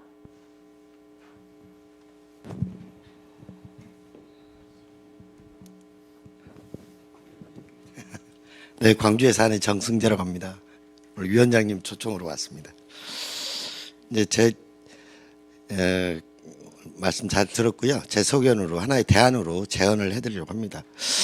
어느 순간에 제가 이제 조금 전공을 했기 때문에 공유경제 좀 말이 많았죠. 뭐 타다 같은 경우에도 그렇고요. 근데 국내는 좀 잘 안 되고요. 이게 시장 교란을 일으킨다는 얘기도 있고요. 그런데 이제 공공시설 경제인가 공동 생산인가 또 사회적 경제인가 영역이 애매합니다. 그래서 이런 생각을 합니다. 옛날에 아나바다 운동, 네. 아껴 쓰고 바꿔 쓰고 다시 쓰고, 그러니까 렌탈하는 것도 있고 자원 재활용하는 것 측면이 있는 건데요. 근데 이제 이게 이제 민간 시장에서 뭐 각종 임대나 이런 것들은 나름 잘합니다. 이게 수익 모델이 있는데 이제 우리가 지금 광주시에서 지금 회의는 공공성의 문제잖아요. 그런데 이게 시장 영역하고 분리가 되질 않으면 경쟁력과 이게 이제 시장 영역 문제가 계속 나오니까 그 대안으로 말씀을 드리면 여기에 27군데도 있고, 근데 바우처 제도가 유럽처럼 또는 미국도 바우처들 많이 합니다. 예, 미국 커뮤니티 같은 데 보면 태권도장 쓰는 것도 다 바우처를 해요. 그러니까 이용권을 주면서 나눠줄 수가 있어야 되고요. 그거를 국가가 이제 뒤에서 서비스하게 되는 거거든요. 그래서 그런 체제로 운영을 하게 되면 이 공유 경제의 어떤 그 애매모호한 영역을 좀 명확하게 하면서 활로를 좀 찾을 수 있으리라고 생각을 해서 바우처 제도에 대한 그거를 많이 고민해 보십사라고 말씀드리고 싶습니다. 이상입니다. 네, 아무튼 우리 장승재 박사님 저 기대를 절대 실망으로 해주지 않고 그 바우처라는 좋은 제도가 있으니 활용했으면 좋겠다는 말씀 너무나 감사합니다. 혹시 이제 이상 맞춰도 되겠습니까? 예, 저녁에 가서 잘 주무시겠습니까? 네, 감사합니다. 그럼 이상으로 오늘 토론회가 모두 마무리되었습니다. 또 오늘 발제하고 토론, 질의, 응답 방청해 주신 모든 시민들께 다시 한번 감사의 말씀을 드립니다. 오늘 놓이던 자원이나 또 이렇게 효율성, 또 디지털의 플랫폼, 또 지역 커뮤니티 강화와 같은 다양한 정책적 제안들이 매우 뜻깊었습니다. 오늘 이 자리를 통해서 공유경제가 광주의 새로운 성장 동력이 되고 또 우리 시민들의 삶의 질을 높이는 계기가 될 거라 생각합니다. 광주광역시에서도 공유경제 활성화를 위한 여러분의 소중한 의견을 또 시청에 적극 적응하도록 또 지속적으로 노력하겠습니다. 또 오늘 토론회가 공유경제의 새로운 도약을 위한 디딤돌이 되길 바라며 많은 관심과 참여 부탁드립니다. 감사합니다. 고생하셨습니다. 수고하셨습니다.